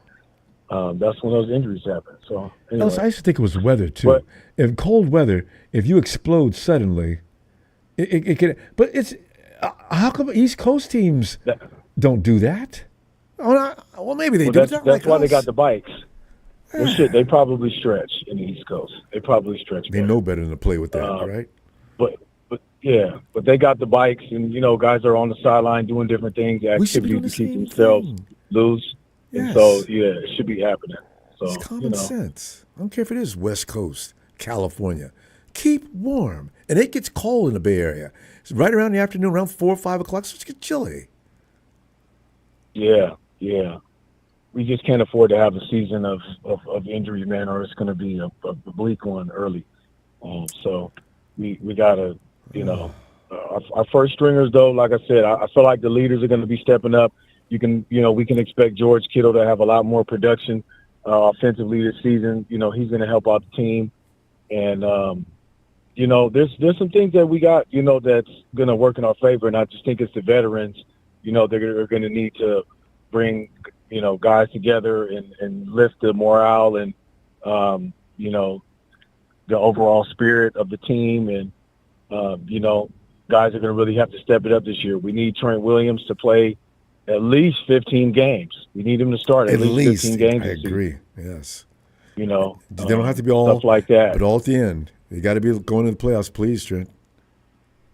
Yeah, and look, they're getting on Spencer Burford. He was a tackle in college, and then he got moved to guard for the last Playing a little 3 bit out damn of seasons. position. What the hell? What the hell do you expect? You know what I mean? He hasn't been preparing to be an NFL tackle since he was in left college. school. Yeah. That's when he was playing tackle. And he played swing. You know what I'm saying? So I don't know. And now they say we don't even have a swing guy. You mentioned Burford. He could be the swing guy. I don't understand what they mean by that. Shannon said if there was one out there, we'd have him. Well, you no need to get mad, Kyle. God. Well, Kyle's. He's a jerk. So you know how it is. He's going to make those kind of comments. But look, this is his fault because instead of getting those tackles that were especially that one, I don't know if it's Charles and Mary or William and Mary, whichever damn university that was. Hey, that young man right there, that was going to be a future tackle for the team. And Kyle chose not to get him, and the Raiders got him and another tackle. So Kyle, you blew it out of your ass again. You guys keep talking about you guys want to go to the to Goodwill to get linemen, and then when they don't last or they can't perform, then it's like, oh well, we didn't have any linemen, and you guys don't got anybody to block, and then unfortunately that screws up. No, Kyle, it's you. You blew it. You blew it again. All right. Oh man. So take some accountability. But in the meantime, man, look, we have a well-rounded leadership set of leaders on the team, and I think that they're gonna, like I said, bring up the morale of the team, and we'll be all right, man. By the time week 1 starts, no, I think so too. Guys will start getting loose, and I'm not gonna, you can't completely condemn them now. Just I agree. Nah. We'll see what happens tomorrow. We're going to go, Ellis. And I tell you, it can't be as bad as last week. So we'll see. At least Mordecai's gone, so he will be fine. God. All right, Phil. Hey, hey, man. The fact that they brought in Gus Bradley's kid and cut Mordecai, it's still, to me, it's kind of crazy. There's some nepotism going on there, but anyway, that's neither here nor there. That's politics for you. Shout out to family, man. Y'all know what it is. Hit that like and subscribe. Shout out Tony and my man Smooth. And shout out the Dragon family. Shout out what's my man Brian, 49er Brian, and the resident B. Y'all know what it is, man. Everybody, Frank, where my man Frank at? And y'all know what it is, man. Let's go Niners. Let's go get them Raiders. Yeah. All right, Ellis. Can't wait to hear from you tomorrow, fam. Have a great night. Shout out to the chat. Yeah. You too, fam. Peace. There he goes, Ellis. As always, called the coach and dad of the year. Hey, Tony, ATL. Ronbo, good evening. How's it going? It's going all right. Ronbo stepped out. I'm Jerry Jones. And I want you to tell everybody I'm in charge in Texas. That's why we call him Mr. Spotlight. Hey, you know what? Whenever I need comedy relief, I go back and I tune in right here on Tube and go back to some Jerry Jones podcasts, or not podcasts, but those shows he does after the game. And boy, I tell you, am I out of line feeling sorry for Cowboy fans because Jerry Jones is their owner? He wants a circus sideshow. He doesn't care about winning. It's a sideshow. He's made that clear, too. He's actually pretty much said that. Jerry doesn't care about winning. Look at me. We're the Dallas Cowboys. Yeah. Yet, when they're sitting up in the Ronbo, we lost 23-20 tonight, but our defense looked good. That's not a bad game, though. That means you guys are, Our third-string quarterback who played well last week, he threw a pick six in the second series. I wasn't happy about that. He didn't look off Nick Nash. He double clutched it and then threw it to the same area. You don't do that. Yeah, but it's a teachable moment, though. He'll learn. That's what he's got to do now. Yeah, exactly. That's what you want. Yeah. But Rob, on the positives, our defense played well. We had 2 sacks. That James Pierce is going to be hell. You're going to remember the name James Pierce because you're going to hear it a lot. The rookie, our second first-round pick from Tennessee. Yeah. Ronbo, pressure. That's the same guy that started the fights in training camp. Oh, he loved play. You guys need to go deal with the Raiders because the Raiders like that. Oh, he'd have a field day because the Raiders just go around picking at people. And we had what's that kid's name? I forgot. The one kid who's probably going to make the team is our third back. 43-yard touchdown run right up the middle in the second half. Ooh, yeah. And then we had a running back. One guy, Blair, he had a 52-yard touchdown pass from Easton Stick in the second half. So we had some positives. Tony, who ran the ball? Are you talking about a running back? Yeah, I can't think. It's a little guy. I can't think of this kid's name. Tony, undrafted free agent. You guys, he's the how one many that more ran running it up the middle. He looked good last week a little bit. I don't know much about him. Yeah, but Tony, and by the fact they got the replay on now, I saw the game earlier. Yeah. So I'm trying to see if I can get his name. Tony, the thing is, how many running backs? When's he going to get to play? You guys got how many running backs that are solid? He won't get to play. He'll probably play special teams because we got Bijan, right? And we got Tyler Algier. Yes, gave me that's a scary duo and should have done a lot better. They should have been right up there with Detroit's. What do they call those two? Knuckles and Sonic. Actually, they kind of was. Knuckles and Sonic. Bijan had over 1,400 yards rushing. Tyler Algier had almost 700 yards rushing this year. But because they stopped giving Tyler Algier the ball as often, Bijan started taking that job over. Yeah. And like we were talking about, you and I talked about this last year. Let Tyler get some more carries and put Bijan in that slot like y'all do with McCaffrey. I wish that I could know why coaches just don't like to do that. Because Chris McCary no linebacker could cover him. I mean, no. And it puts fear in the defense. And if you double Christian, that means your other dog's going to be open. It's ABC. Exactly. But they love... Or ABC or pick your poison. Right?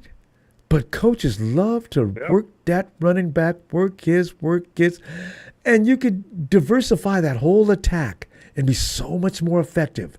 But they just won't do it half the time. Even with Knuckles and Sonic, which one gets the most work? One does get more work than the other. But they should have $2,000-yard backs every year. Some teams should. Combined. Yours is one of them. Just have 2,000-yard backs every year too. Yep. Just like when Kyle was our offensive coordinator the year we went to the Super Bowl. Yeah, Devontae Freeman got over 1,200 yards. But Coleman could have got. Coleman had 500 yards rushing, 500 yards receiving. That was and Julio still had 1,400 yards receiving. You see that distribution? Sanu had 800 yards receiving, but we distributed to a lot of guys. You guys, it was an awesome offensive attack. It's historical. Every time I think about it, 7th. NFL is how old? Was the 7th most productive offense in NFL history. Can you imagine that? They were kicking, and there's been some great offenses down through the years. The 49ers, the Dolphins, think about really high-flying offenses. Eric Coryell. 2006. I think the 99 Rams will beat them, but I would put that 2016 Falcons offense. Greatest show on turf? Rams, yeah. Because I think we had a better defense than they did. So for you guys to be number 7 of all time, man. Well, Ronald, Seattle beat the crap out of KC, but KC only played their starters one series. And Rob, I'm mad at my team. Penix and Bijan, none of them have played the preseason. Play them a series and get them out. One series. Just a little bit, yeah. God, Raheem Morris hasn't done it. Arthur Smith for Ram don't do it. Fear. Man, I don't want them to be rusty going into the season. And then there's I know that they had the joint practices. Yeah. Ronbo, there were some fights in the. We had joint practices with Tennessee Tuesday and Wednesdays. A lot of major fights. Calvin Ridley started one fight. He beat our best corner, A.J. Terrell, on the touchdown bomb. Then he started heckling the fans, and then him and Terrell got into it. Bam. It's like that? He went after the fans? Yeah, Calvin Ridley. Remember me? All we did was try to help Calvin Ridley. He the one wanted out of Atlanta after Julio left. I remember that. The Falcons organization did something to him, and the he's Falcons one out there organization gambling. didn't do anything to him. Yeah. He got caught gambling. You're lucky he's still in the league. He's the one with that feminine attitude. Well, the feminine and stuff. Oh no, and hiding and all this old crap. And now he's coming back like we did something to him. Yeah, wide receivers. I think most of them are born with that. All of a sudden, okay, here I'm watching this now, Ronbo. Boy, Ooh, shit, nice run. Huh? Say again. Carter. This kid's last name is Carter. I don't know his first name. I don't have him listed. He's a UDFA. They called it back for holding. 17 yards, right up the middle. Oh, man. Well, I've seen he that. He ran a 43-yard touchdown in the second half. Yeah. I mean, I've seen that so many times. You feel nausea. All that great work, and one knucklehead got called for holding. Or he did hold on Drummond. The wide receiver grabbed the linebacker by the jersey. It's either that, and or you got every that. time somebody returns a kickoff or a punt for a touchdown, I'm looking back for flags and the referee every time, no matter who the team is. Yeah. Or my favorite, with the ineligible receiver downfield. I said, ref, he's on the far left. He's on the far left side of the field. They go down and block. Right. They go down, they're blocking. Or if he was loafing about and not hustling back. Ref, look where the ball went and look at the flag you're throwing. There's 100 yards between that flag. I really hate plays that aren't irrelevant, and I really wish when they call to New York, give me a level of relevancy to that infraction as compared to where the ball was. And they'll say that's the principle here is he's not supposed to be downfield. And I was, that's just, and we're going to lose the game behind that. Oh, it just sucks. Al Davis, the late Al Davis. Yeah. So, there's a lot of calls against the Raiders back in the day when they were really good. Yeah. He said the NFL, Pete Rozelle, told the refs to have it in for him. There is some truth. I think there is some truth to that. Sometimes if you embarrass the refs I agree. in every sport, they'll come after you from that point on. They'll get together. They'll form an alliance. Every game, wherever your team goes, the refs, when they're there, watch out for this team. Even in baseball, if you embarrass the ref, if you're a batter and you're standing there and you're not allowed to look at the umpire, right? If you're just yelling all kind of things, the umpire knows who you're talking to.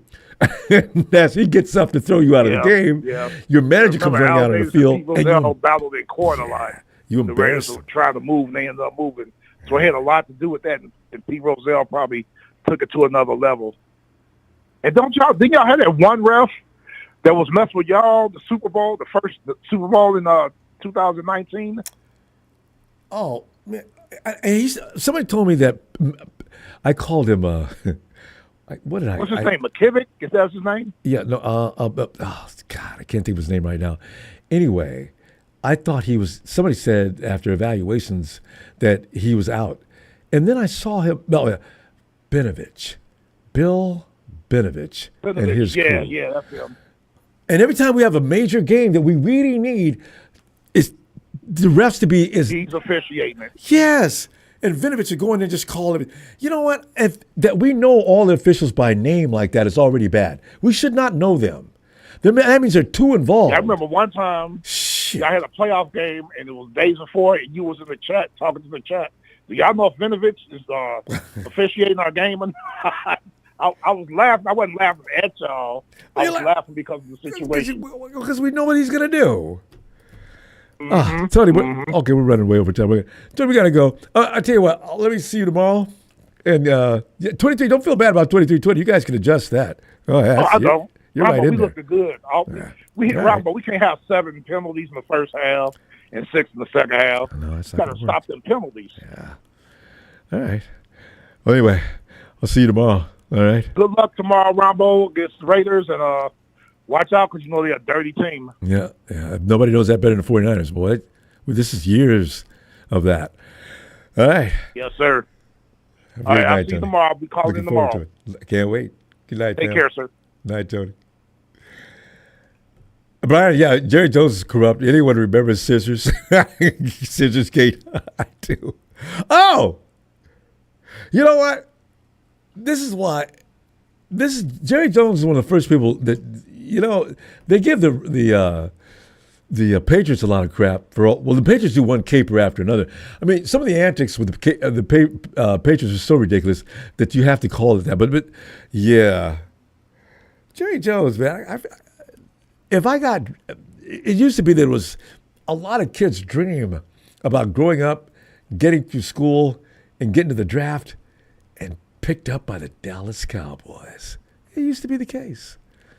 Now, can you imagine if you're really, really good and you get the Cowboys, knowing after 4 years you're going to have to fight tooth and nail to get paid? Now, I don't know how much longer Jerry's going to last, but over the past 10 years, guys are still dreaming about becoming a Dallas Cowboy. Myles Garrett wanted to be a Cowboy, which is funny. Can you imagine Myles Garrett having to get paid and Jerry taking him through the Micah Parsons treatment? Or worse, Micah Parsons and Myles Garrett on the same team? Oh, thank you. Damn. Whew. Got scared myself. Bam, I am going to get over Miles. I mean, not Miles. No, I'm never going to get him. I'm going to get over Kyler Murray, though. I'm going to work at it. I'm going to do my best to stop tripping. I didn't know we had to play the Browns, though. See, we talk about an easy schedule for the 49ers. If it contains Myles Garrett and okay, let me, you know what? They need to be concerned. Fam, I'll see you tomorrow. Be in your face at your place. Game time has finally arrived. Have a great night, fam. Thank you for the contributions, fam. Always a please subscribe so we can get you back and let you know when we're looking for you. Niners!